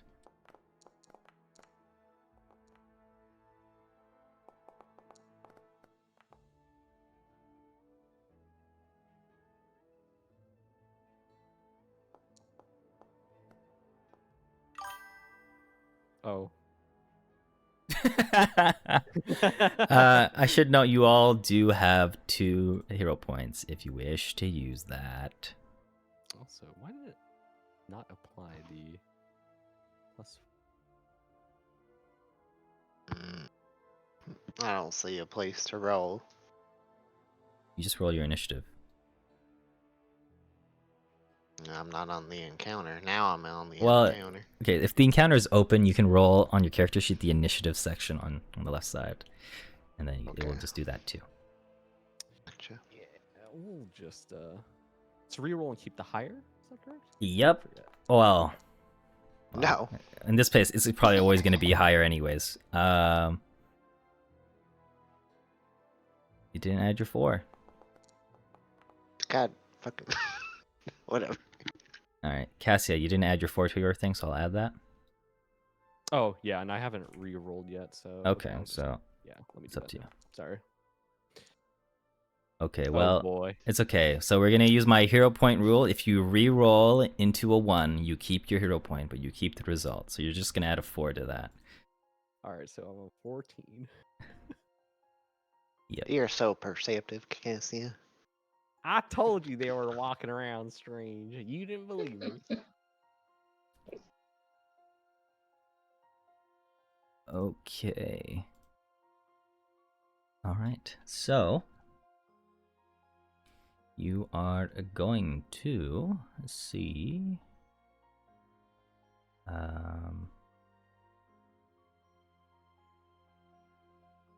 The hell are these guys?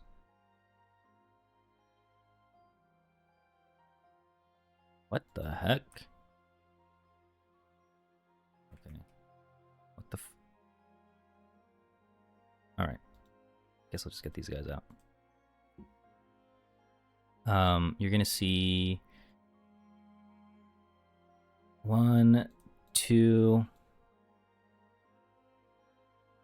3, and 4 of those guys within the crowds. And then you're going to see 2 of the Dotari guards.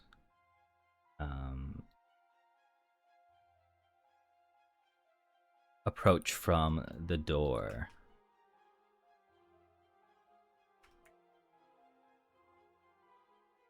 Whoa. I will roll these guys as initiative 4. Deception. Hardy har.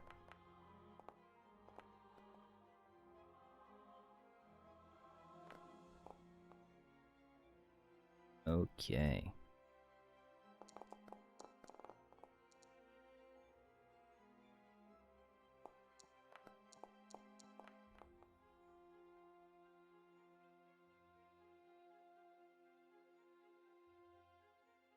One here. One here.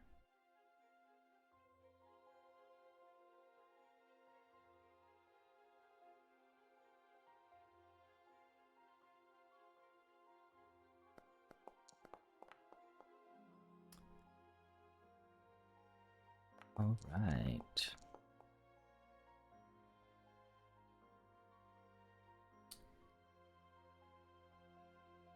And so, we will begin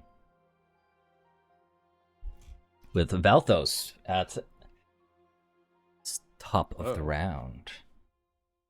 Did I read something right? I think in one of those exploration activities it said the crowd is like difficult terrain. Yes. So basically, imagine every tile here is difficult terrain. The only person that doesn't apply to is Merida. Gotcha. Okay.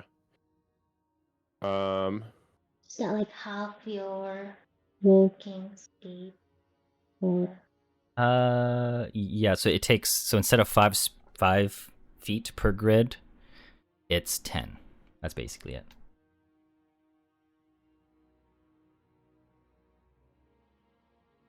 Whoa, I don't know. Pressed. Okay. I'm gonna move up to this guy. These are one of the guys with the armbands. Is that correct? Yes, that is correct. One of the guys with the armband. I'll start by with my. Do I already have my weapon out, or do I need to Probably pull that not. out? Okay. I will pull my weapon out, and final action. I will make a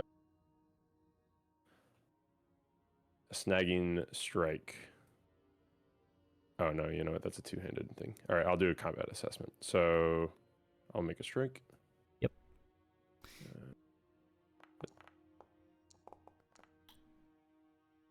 All right, you do get a nice hit on this guy.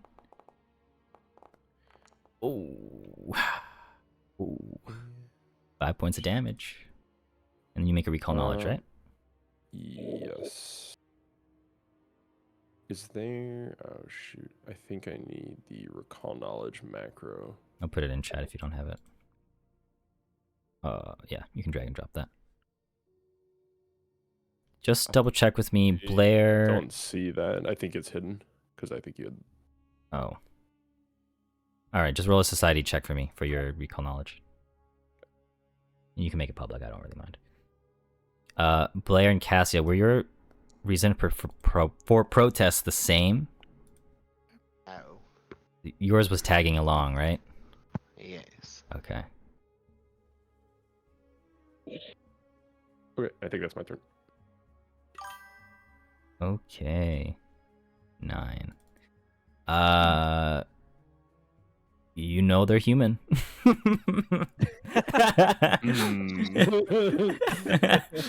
Humans. Okay.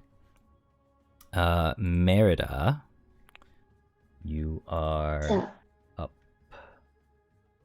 I have a question. Like how dangerous it is to whip out a weapon. I know you're not supposed to, but like what are the common sense? You would know any brandishing or showing of weapon without a proper permit or license would result in being sent to probably jail. But right now, keep in mind just imagine there's a lot of people in front of you all rushing away or fighting back right now. So it's not just you who's necessarily fighting. These people are also fighting these other people as well. Sure, but are we all gonna be thrown into jail? I don't know. You have to find out. Just me. Yeah, just Valthos. You see this guy attack. It's like, oh yeah, he's going to jail now. Yeah. I'm gonna rat him out, surely. I saw him pull out a weapon. The gang watches. I whip out my sword and they just all stand there watching me. Yeah. What's that guy doing? I thought this was a peaceful protest. What happened? Yeah, what the hell is wrong with that guy? Okay, I'll Oh, go. there. All right, there. I found the macro. There you go. Cool. How many action again? So walking is 1, Yep. moving is 1. Yep. Come to this guy. Taking out your weapon is 1, and then you can strike. Yes, I'll do that, and I'll strike this guy. Sure. What was targeting again? T. T to target. Sorry. Oh wait, I forgot. Oh, You no, don't. what? Your weapon doesn't. Your weapon is auto drawn for you at the start of initiative, so you have an extra action if you want. Mm.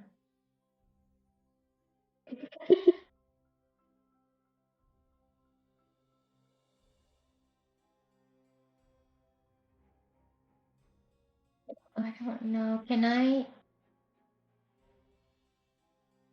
help anyone? But I don't know anyone. I mean, you can just say, just throw out that you're trying to say, someone hit this guy, or whatever. You're just aiding whoever. It doesn't really matter. So you Yeah, can. okay, I'll aid whoever then Okay. for my last action. Sure. Make your Let's get this guy down. nice. Wah! You do hit, so you can roll your damage. And then you can use your one for all. Subs. As that guy takes 5 points of damage as well as you pierce through him with your thing. So yeah, just click the diplomacy little button there in chat.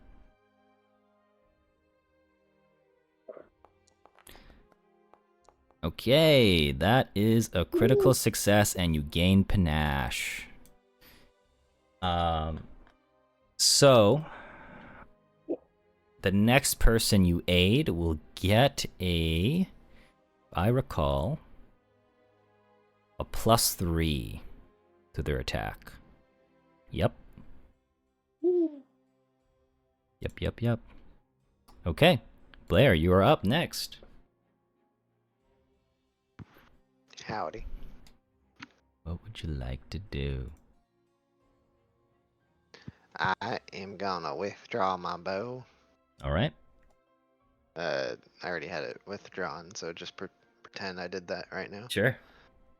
Then I'm gonna enter my monastic archer stance, Go. and I see this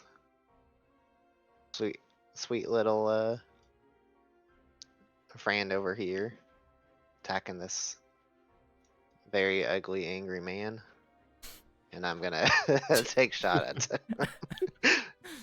Sure. with my flurry of blows. Do you want your first attack to get the bonus from Merida?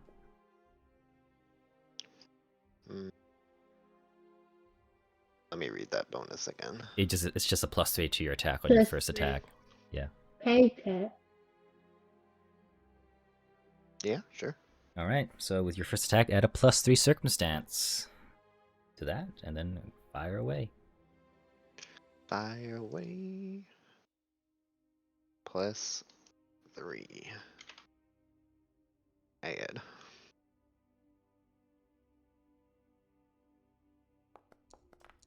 All right. You shoot your arrow on the top of the fountain, and you hit. Then you miss, God dang it. as you send a volley of 2 arrows in quick succession. All right. You can roll your damage. Oh. Oh. Oh, Stunning blows, eh? Stunning blows. Why did it roll again, though? Damn it. I don't know why it rolled again. It doesn't need that. All right, you do 7 points of damage, and you kill them as you send an arrow right into their neck, and they just fall there, bleeding out. Alrighty. Man. what the hell? You killed that guy? Thought this was peaceful. Blair, I have to turn you in. Look, I didn't know. I didn't know I'd do that much damage to him. I wasn't You aiming aimed- for. I wasn't aiming for anything vital. That's crazy. That is crazy. Yeah, so far there's only one murderer in this crowd. Yep. Or wait, which one? Who? This one. This one? Which one? Whoa, are you saying we look the same? Hmm? I can tell you guys are not human. Oh, That's thank all I can tell. Right, those guys are doing that. All right, Cassia, you're up.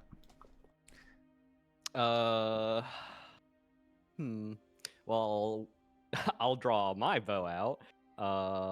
I'll go ahead and hunt prey on this gentleman here. Sure. And yeah, he's an angry-looking guy. Also ugly, attacking this nice-looking guy. So and then I'll shoot him. Nice looking guy, huh? Oh, Nice. thanks. I'll shoot him twice, in fact. Do it. Merida, I do believe your weapon. Whenever you critically succeed and gain panache, you gain another reaction, but only to aid. There you go. Okay, then. So you could always do it twice, basically, if you wish. You We're whiz past me. we're gonna hero point the first one, if that's okay. Yeah, go for it. Hey, nice. Roll your critical damage. Watch where you're aiming that thing. Yeah, Player, the arrow just like misses and then it somehow like deflects off of somebody and just hits this guy in the back. You roll your crit damage. Yeah. I want to aim for their leg, Blair. Watch this. This is how you do it right. You blow their leg off and they die. You just killed him. You're a murderer. Yeah, you did massive damage to him. You literally insta killed him. So, yikes. Well, Okay. now we're accomplices. Okay. Well, at least if I'm going to jail, you're going to jail, so I can still look after you. That was your 3 actions, right? Yeah, that was it. Okay. Serena. Serena. What would you like to do? I think this is as far as we can go. I presume you're just riding friend right now, right? It's kind of Our how it writing is. friend, yeah. Yeah. We'll start with a detect magic. Oh shit. Back to magic, eh? Okay, well, you know. Oh, Don't want to yes. accidentally murder anybody. Oh, that's so true. Wow. Very cool. All right. You're not detecting any magic right now. It's 30 emanation, yeah. Yeah, our positioning may be a little... Yeah, a little unfortunate. That's okay. All right. Well, that is you, I believe. Okay.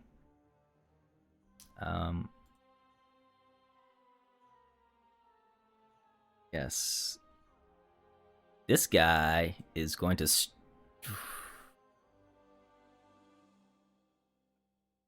stride.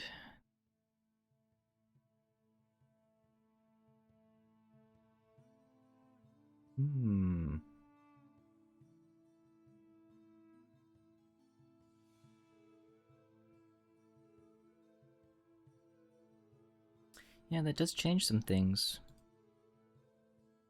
But it doesn't change a lot.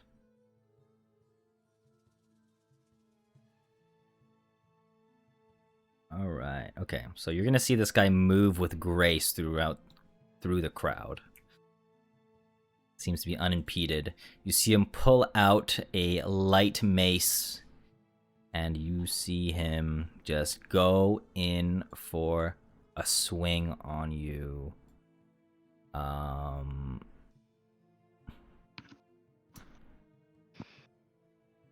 Blair. Yeah. 1 attack. Oh, that's a natural 1. Motherfucker. That's his turn. This guy, on the other hand, yeah. No, I'm just gonna let fate decide.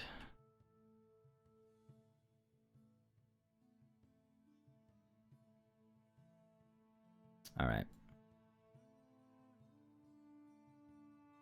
And I guess he would say to you as you approach Serena, "Screw your dog, I'm gonna steal it." And yeah, he's going in for an attack on good old friend, in which case he misses. Okay, Belthos, you're up. Oh wait, hold on. At the top of the round, you're going to see a commoner manage to pass by the guards here, stride up and shank a dagger into Nox here. You're going to see as she takes the dagger to the neck that she, in particular, yanks the dagger out, snarls at her, swings her weapon at this commoner, killing them instantly. And you see the gash in their neck begin to heal. As they see her just barking orders to these guards here as she retreats inside. Now it is your turn, Valthos. Valthos is going to move over here. And is going to... Help! Someone help me! You two, get out of here! It's not safe for you! And Valthos is going to try to do another combat assessment on this guy. Sure. Oh, sure.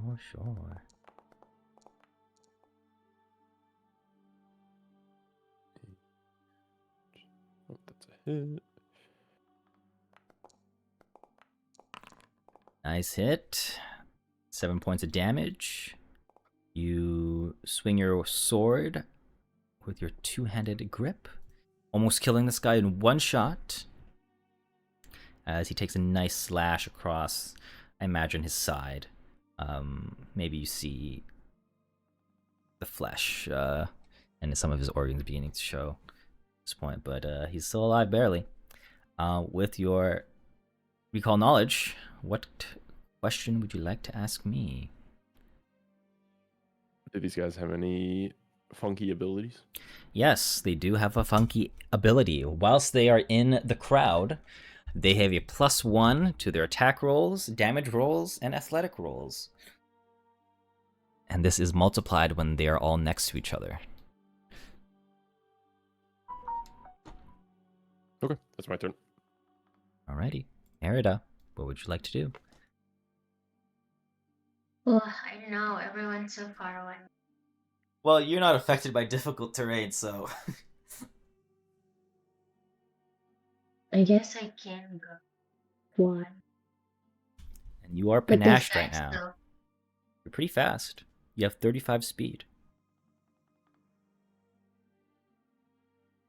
What's my range? Yeah. And that guy's about to die anyway. That guy's way far. That guy's scary. Hmm.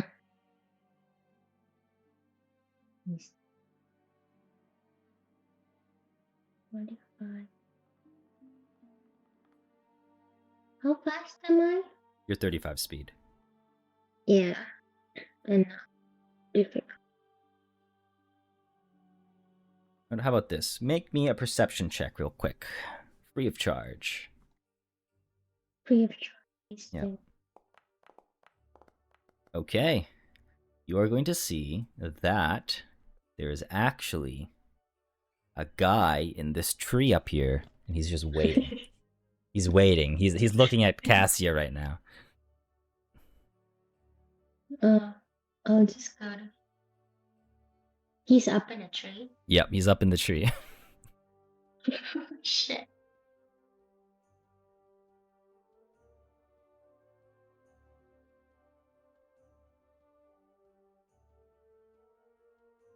What can I do? Can I climb? Yeah, you can. That would be an action. Yeah, so you would take one action to stride and then one action to climb. Oh god. Okay. You do that, you stride up, It's- and then make your athletics check for me. Wouldn't it be funny if I just fall from the You tree? got this. Do I? I believe in you.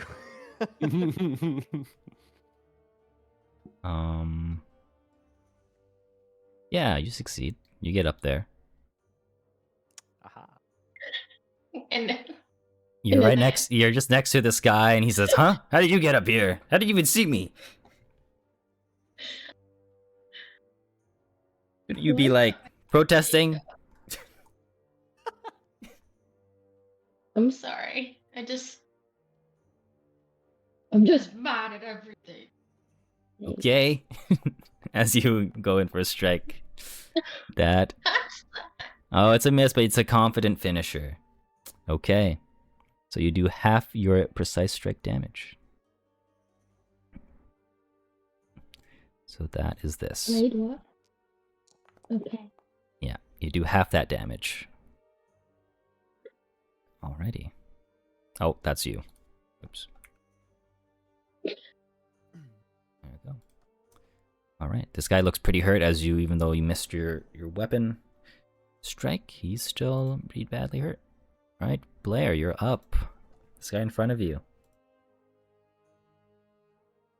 I realized that, Blush.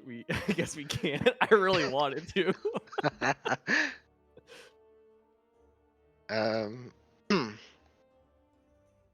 Let's see. I am gonna draw my bow and hold on. Me. Oh, perfect.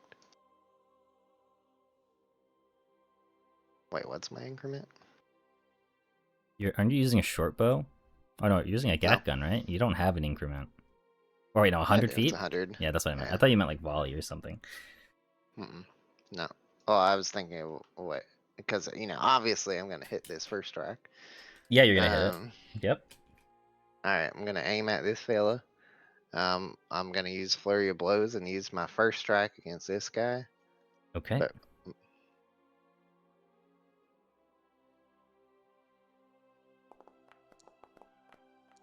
Alright. Bam. You crit them. Roll your crit damage. What a waste of a crit.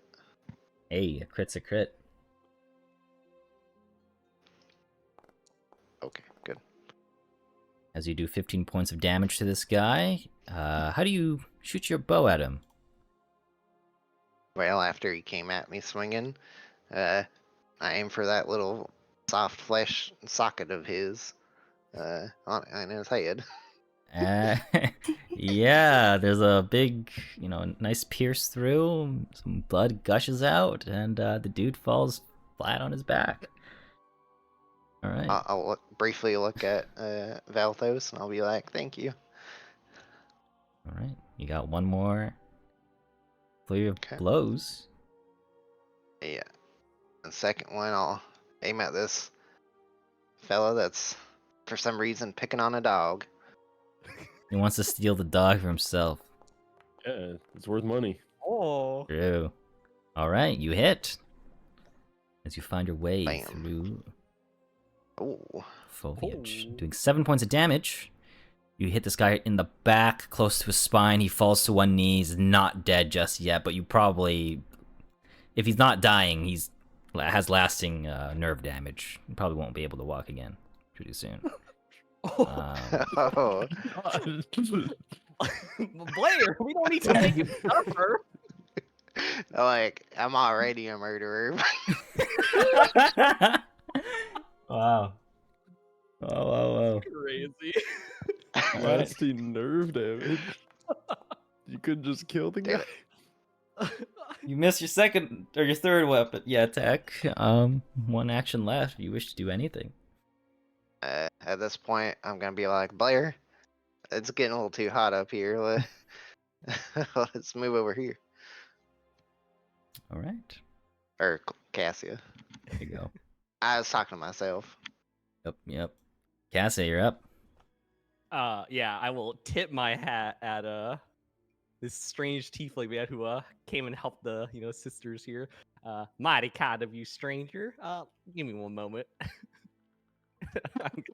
I'm gonna I guess put this guy out of his misery, hopefully.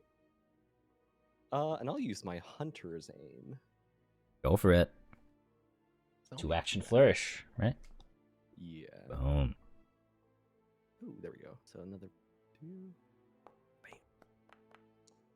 That looks like a hit. As you use that precise focus, manage to weave it through the crowds, the trees, the foliage, and do that damage to that guy. And he's dead. You finish what your sister started. Whew, all right. At least he's not suffering no more. All right. So that was 2 actions. Yes, 2 I guess, actions. Yeah. Can I? What's up with these guards over here? Am I able to Yes. What's it called? Sense motive. Sure. Just kind of figure out what's going on Yeah. with them. Make your secret perception check, please. They haven't moved. I don't like that. They're not acting.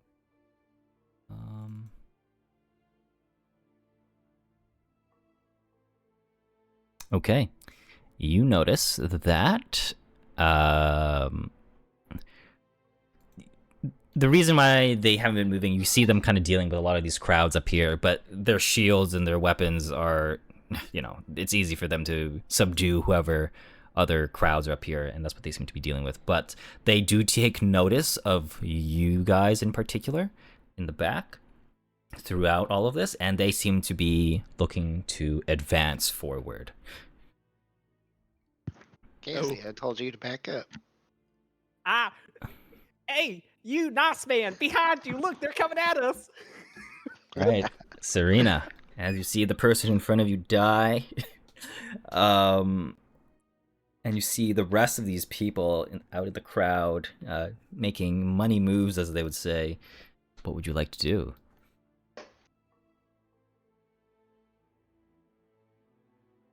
Well, they're shooting at people, but they don't seem to be shooting at us. So we are going to 1, 2, 3 slowly make our way over. All right, you are in talking distance if you wish to say something. I'll look at the dog and be like, "You okay, little buddy?" He's fine. Why are you shooting people again? Well, they're trying to cause us harm. Oh, I see. All right. Well, as we go to the top of the round, Valthos, as you are notified, you see those 2 guards approaching. What do you want to do? Only thing I was gonna say, I don't know if you know this guy's not in the initiative in the tree. What the heck? I don't know why it's not letting me. I think he got removed for some reason. Yeah, let's He got post so this. surprised. There you go. Okay, there He you got go. scared out of initiative. Just re-rolled him. It's fine. He loses a round. Go ahead. I mean, I guess are these guards being actively hostile, or are they? I mean, they're actively subduing, they're beating the shit citizens. out of Yeah, up people? here as well, and they are Okay. about to make do with them, as they would say, I Yeah, guess. if they're beating up citizens, I'll make my way up.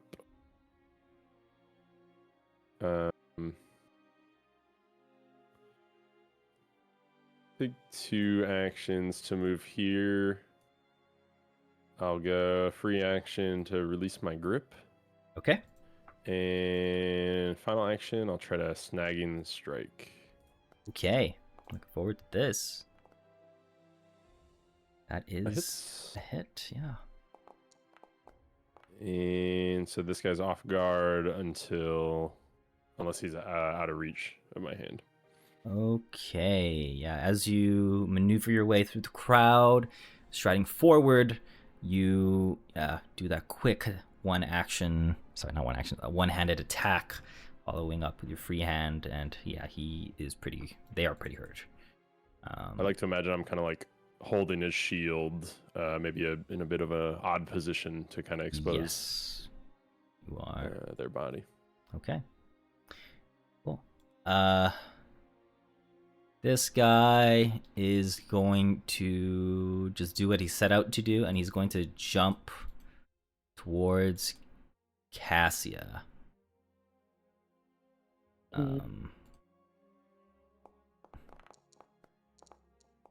All right. Oh, Dude is going to jump on top of you, Cassia. You need to make me a reflex saving throw, please. whoa! I don't know you that well. Get off me. All right, what do you get?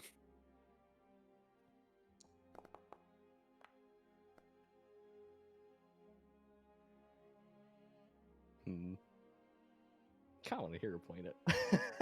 Up to you. Yeah, we will. So we're cool like that. Yeah. I want to use up these hero points, so I don't have to think about using them later. Okay. There you go. Yeah, you succeed, and you are gonna take 1/4 of the falling damage this guy takes. So this guy jumped off from like a 10-foot tree. You're gonna take 2 damage. This guy's gonna. Oh wow, this guy's an idiot. You the Did GM. this guy just kill himself? Yeah, he just killed himself. He just killed himself. Hey, Cassia. I'm not even doing anything, and they're just falling over dead. As he jumps on towards you, trying to grab you, you just dodge out of the way, and he hits his head against the fountain thing, and he's dead. Okay, I was an accident. I didn't kill him. That happened by himself. I don't know, Casey. I think that counts. All right, Merida, you're up. You just saw that one happen. Like, why is he getting away from me? He could have attacked me. Whatever. I could climb up the way. You want to climb this down or up? tree. No, I mean, I'm already up here and I have to go down. I mean, you Is can that- fall that's down. An action then.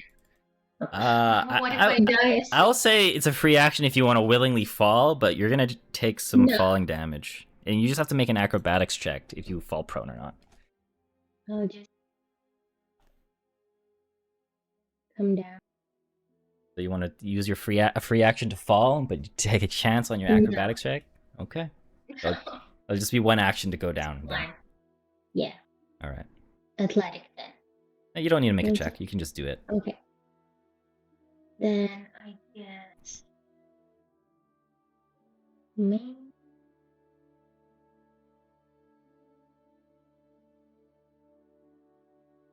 Can I aid from far away? Yes. Because of your one for all, you're able to aid as long as they're within 30 feet of you. Okay. Normally, you would have to be next to them.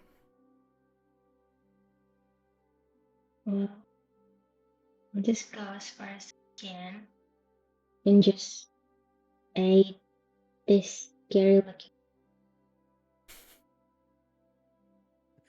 Okay. Oh, Yeah, make your diplomacy check. All right, that is a success. You do get panache. okay. All right. And you do have one action left. Oh man. Hmm. You can always demoralize. Okay, I'll do that. Go crazy. How do I do that? Just make the basic action macro, or just roll an intimidation check against whoever you're targeting. I'll go to the next guy.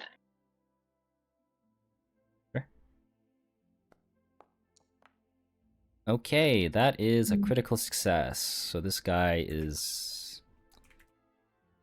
Wait, like frightened 2, I believe? Yeah. He didn't do anything. Oh, not really. Yeah, he's frightened 2. Okay. Blair, you are up.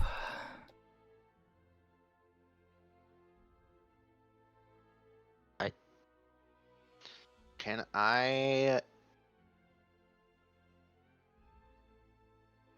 If I'm targeting 2 different people with my flurry of blows, can I do an action in between or no?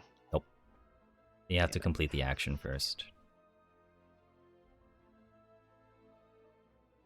Unless there was like a specific reaction that would happen that would trigger, or free action, then you could use that, but if it's like a separate action, no. That's fine.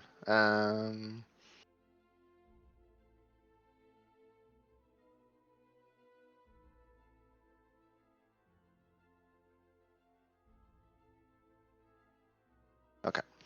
I am going to target this guy and do a normal strike. Okay. Bam. Please. Okay, you hit him.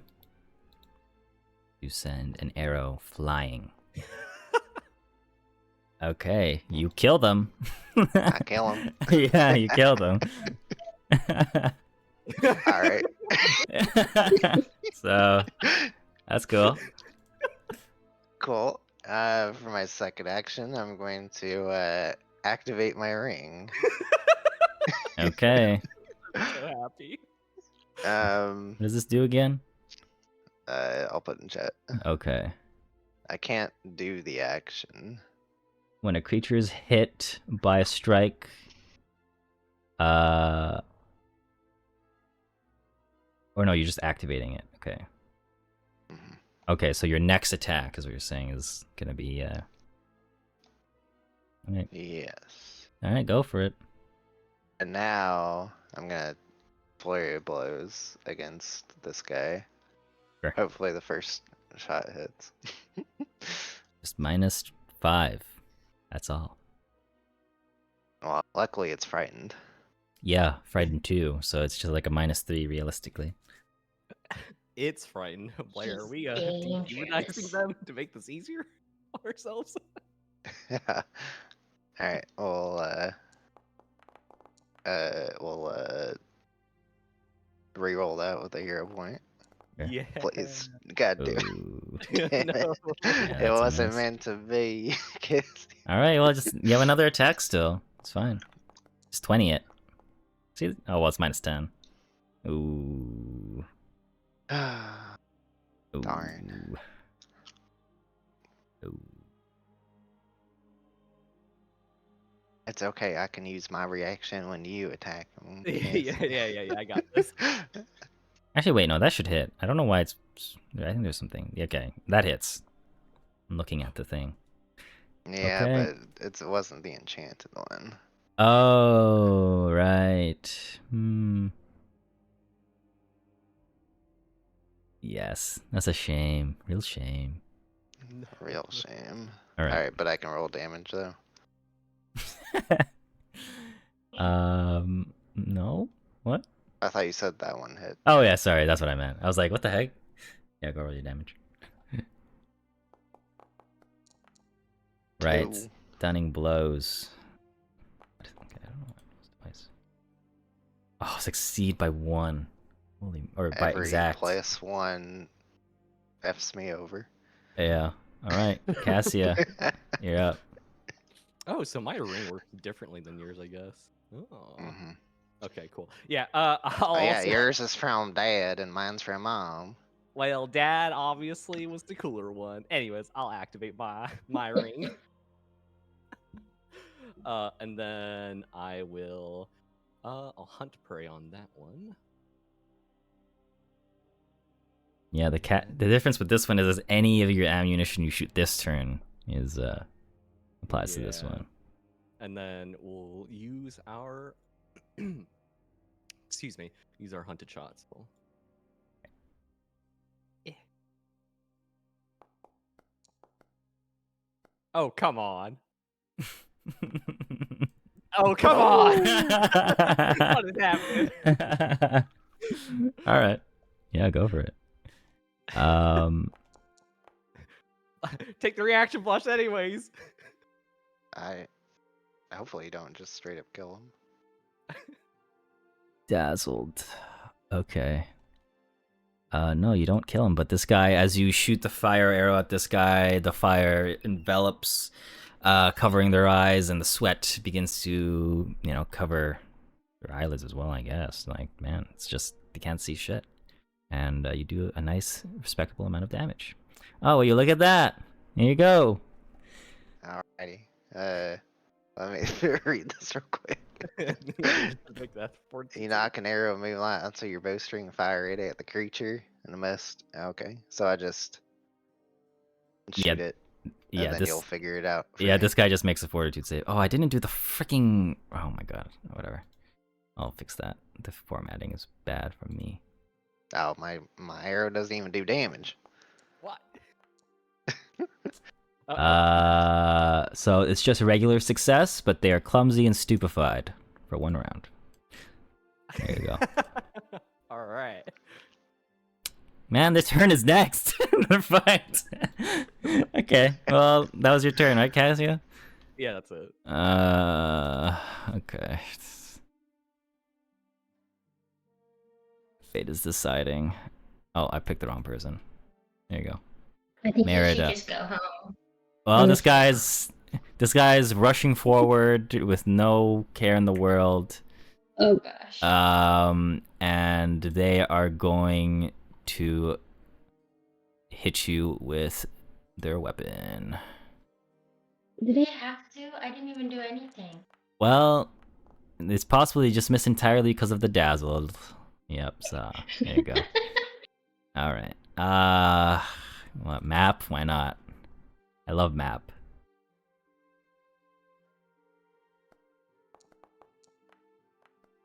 Okay. Serena. Okay. Serena, sorry. Go ahead. Sky keeps on burning. Burning, burning, burning. Oh, no longer burning and no longer dazzled. Thank God. Oh, we're going to try to put it out. Okay, there you go. Oh. You've only rolled minus the 127. It's like just natural ones or natural 20. That's all I've seen. It's kind of crazy. Yeah. You got 2 hero points, I think, still.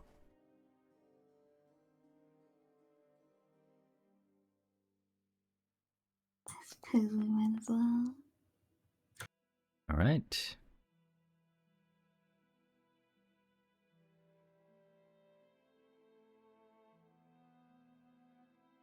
Wait, what?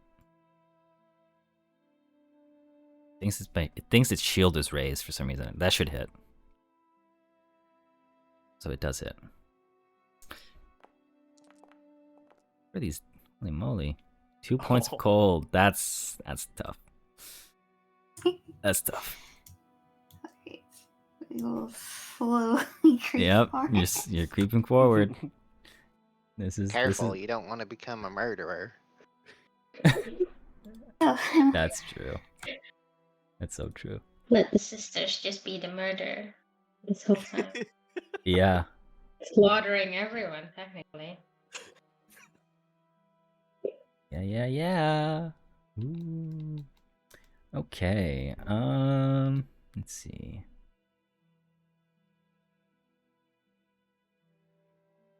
This is interesting. Yeah, this is interesting.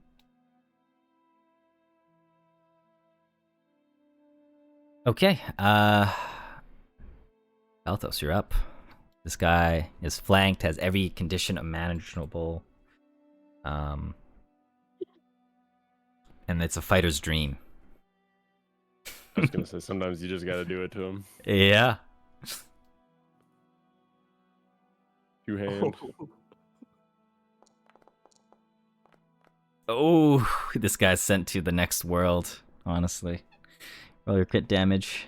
D12s. Let's see. I mean, Alright, not bad. I've only been rolling ones on the D12 so far. I mean, it's pretty good as you kill them with one great slice. If you would like to describe that. I think Valthos would come up from behind and kind of hit him with the pommel of his blade in their, like on the back of their knee to kind of knock them to the ground, and then lift the sword up over his head and bring it down into their, like the spot between their neck and shoulder. And then they just fall down. All right. Let me roll that dice real quick. Then life might move forward.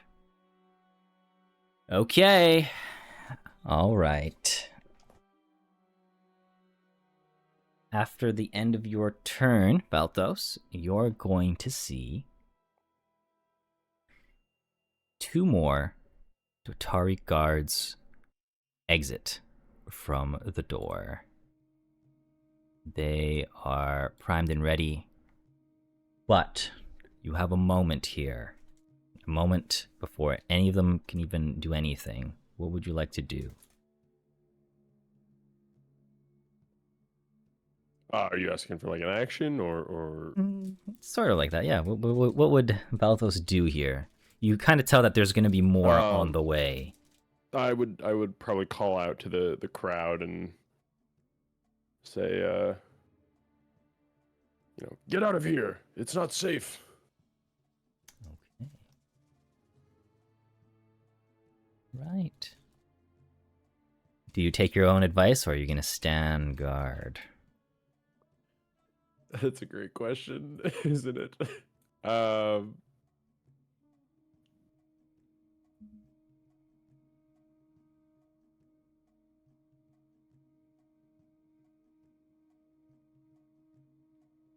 think Valthos will stand guard at least for a little longer.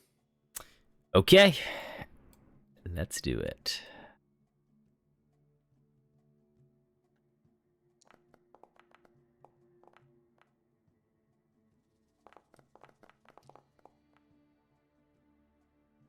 All right, Merida, you are up. See 2 more on the way, coming from the door. I mean, the guy in front of me can go away. Yeah, that's true.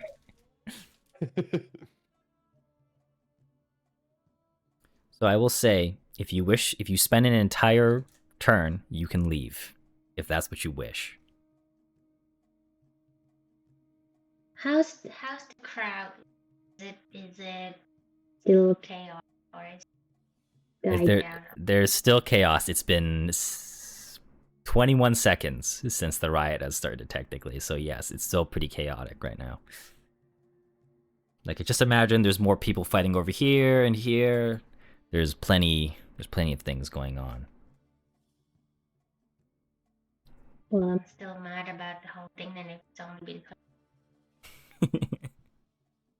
Oh? I'm scared. I respect it. I respect it. If you do it, I'll give you a hero point, if that's what you really want. All right. A hero point. I'm giving you a hero point. No, I die recklessly. Sure. Well, you're not going to die. We're heroes. We never die. Yeah, just call out for mercy. Exactly. Blair and Cassie are next, and they're fucking criminals. Yeah, they're the real They're criminals. Mass murderers. All right, you hit. Okay. As you go in with your short sword, that's a respectable amount of damage to this Dotari guard, almost killing them entirely as you find a weak spot through their defenses. You got one more action, if you so please. I want to talk to the next guy. Can Okay, you can.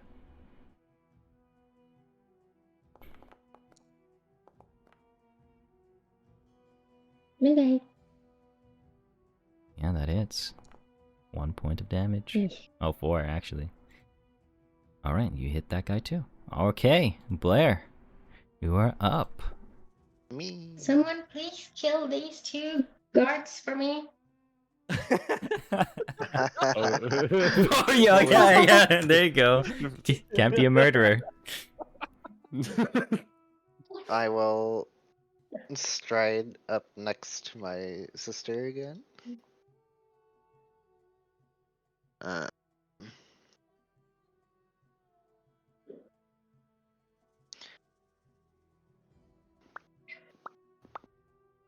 hmm.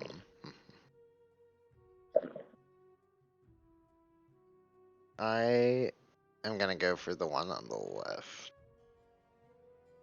That makes sense. I think that. Yeah, it's within 50. I think I can only use stunning blows if it's within half of my range increment. Is it because of your monastic archer stance, right? Yes. Yeah. Correct. Yeah. So, now that I'm up here, target him and do flurry.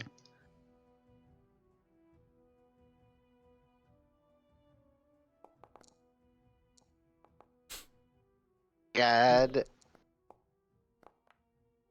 Hi. Oh well. Oh well. We're useless. That's not true. You killed 2 people already. Right, you got one Yeah, action every left. time there's an enemy, just randomly falls down the next second. Yeah. Damn it. All right, Cassia, you gonna pick up where your sister started? Well, actually, we'll hunt prey on that one. Little hunter's aim. Boom, boom. Bam, bam, bam. Here it is. All right. That looks like a crit to me. Yes, it is a crit. Oh, okay. You ignore any lesser cover, which would be from anyone in front of you, so it is a crit. Yeah, and as she does so, Valthos, like this nice little tiefling guy, like told everyone to leave it. And she's like, "No, you leave first. I'll cover for you. You were nice earlier. I got your back." All right. This arrow like whizzes past my ear. Yeah, it shatters through a weak part of the shield and just goes through their face, and they're dead. Oh, I wasn't aiming for that. Oops. That's my turn. All right, Serena. Utilize that range. I bet you enjoy that so much. We do. And well, our heroic young lady asked us to help her with this, so More like reckless. That looks like a critical. Yes, that would be. you looked very heroic. Yes, roll your critical damage. Double, and -10 to speed.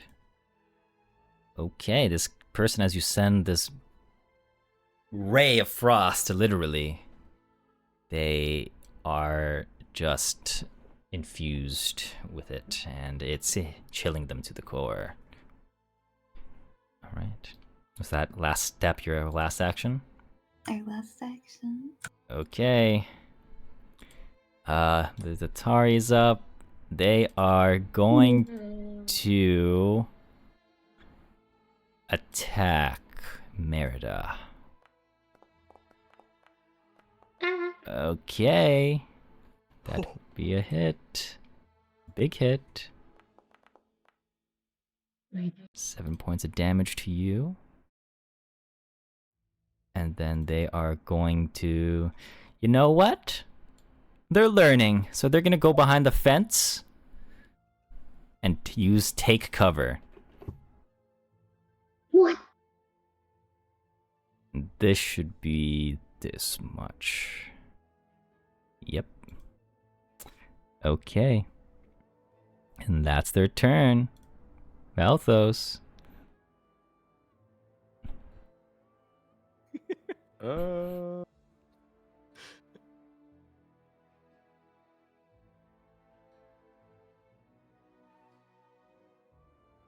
Yeah, Valthos will run up and yeah, he'll do a snagging strike. Okay, this guy, he's dead.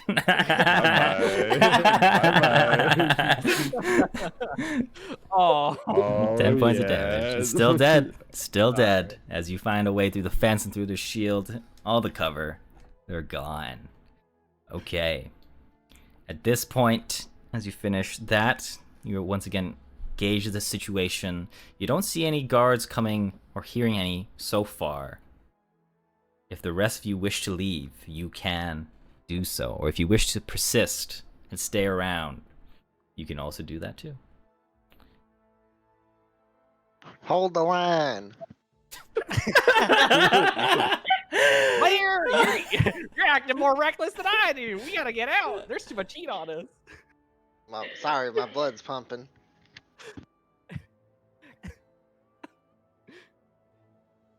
I think I want to leave. I don't know about y'all, but I think I'm gonna leave too because I'm hurt. y'all know where to find me. Y'all seem nice, and then I'm gonna book it. Right. Okay. So Merida, Cassia's leaving.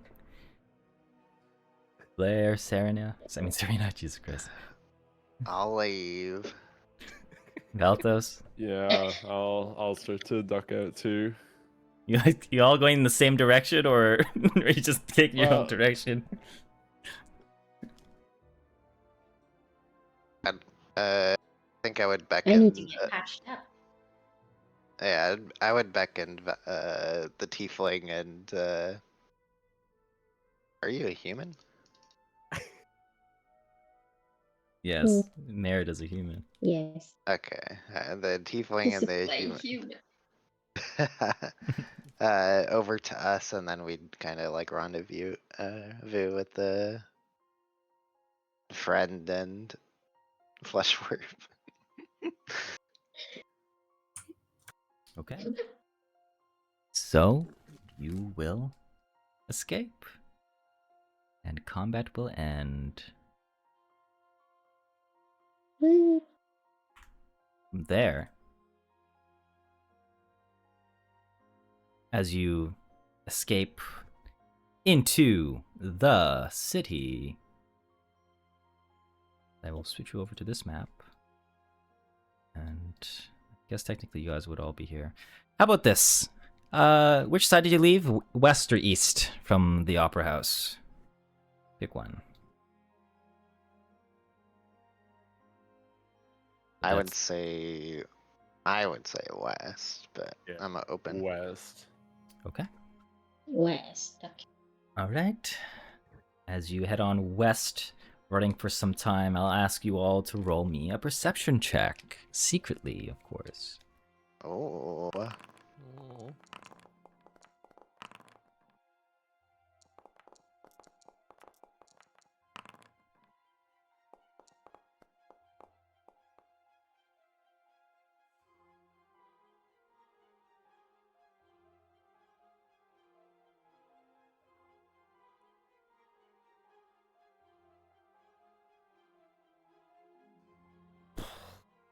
Wow. all nat 20s. Yeah, something like that, I guess. Yeah. Hold on. I did not expect any of these outcomes, so give me a second.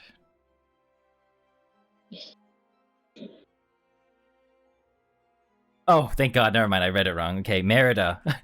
As you are running with the group, you are going to hear in the distance a loud clash of steel alongside what seems to be a cry of pain in an alleyway.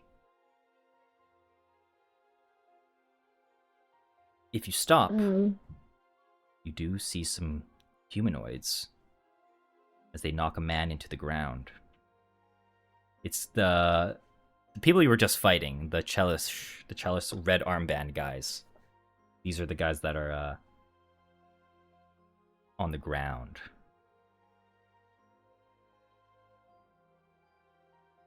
so the one we were fighting is the one in pain. Yes. So you got one person here who has knocked down 4 of those thugs on the ground. He's cloaked. Do I know the thugs? Do I can identify them?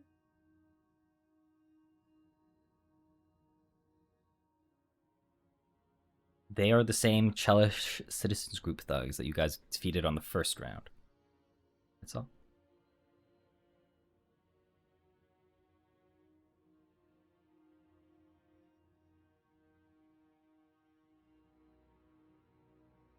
Isn't that good then if the bad guys are on the ground? Yeah. Probably. I feel like this is a trap. Does anyone feel like this is a trap? What am I supposed to do?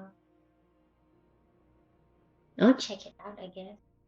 All right. As you see Merida kind of go into the alleyway, the rest of you continue running off. Follow her. Where is Yeah, I'll she check Just it out. going? funny, so aren't I bleeding? You're okay. You're a little battered. Where is she running? Where? She's running off that way. She follow? Maybe she knows a shortcut. Ooh. Good thinking. Yeah, I'll run after. Yeah, well, I don't want to leave her on her own. These random bunch just following me. All right, as you approach with the 4 thugs on the ground, you see 2 of them kind of are crawling away, but the person that has their back against you, who just defeated them, turn around. And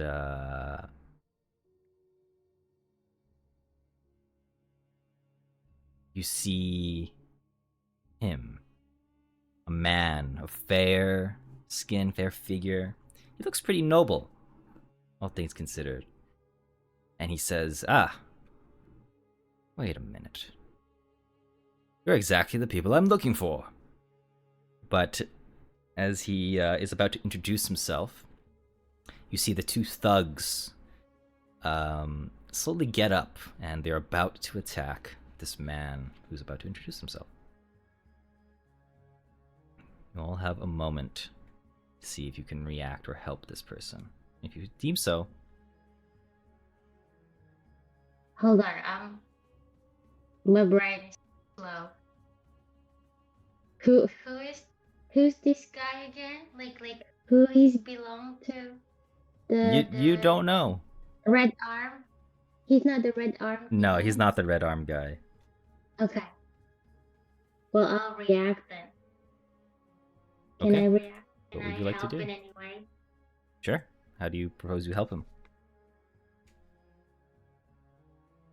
Attack the guy that was about to attack him.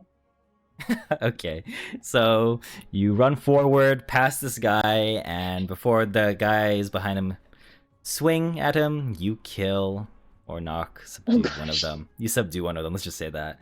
And he says, oh, I thought they were dispatched. Thank you. And this is what this person looks like. The rest of you, any of you can roll me a society check, or if you have Kintargo lore, you can roll me that.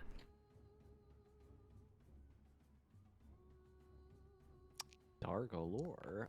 Secret or You public? can do public, I don't mind.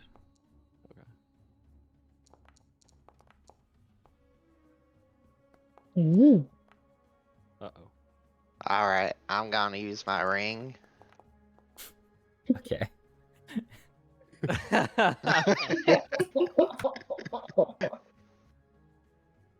Mom?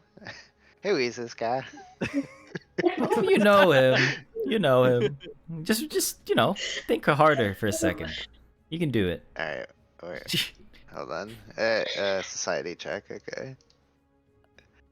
Fuck, where are you? That gives me a +1 item bonus. That's fine. Lol. Oh my fucking. That's so funny.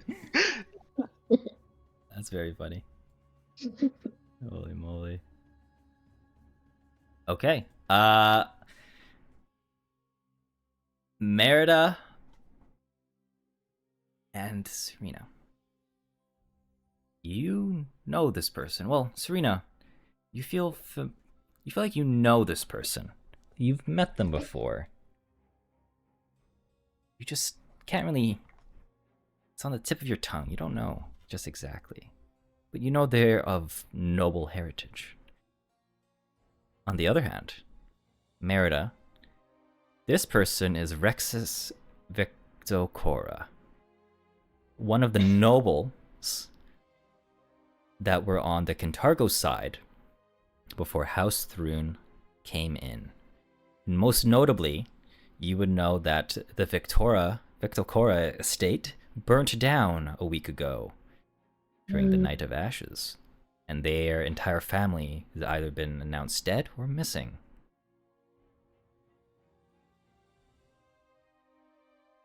But from there, He's more pissed.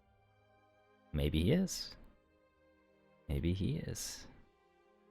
But from there, as he fully reveals himself to saying, yes, you are the people I'm looking for,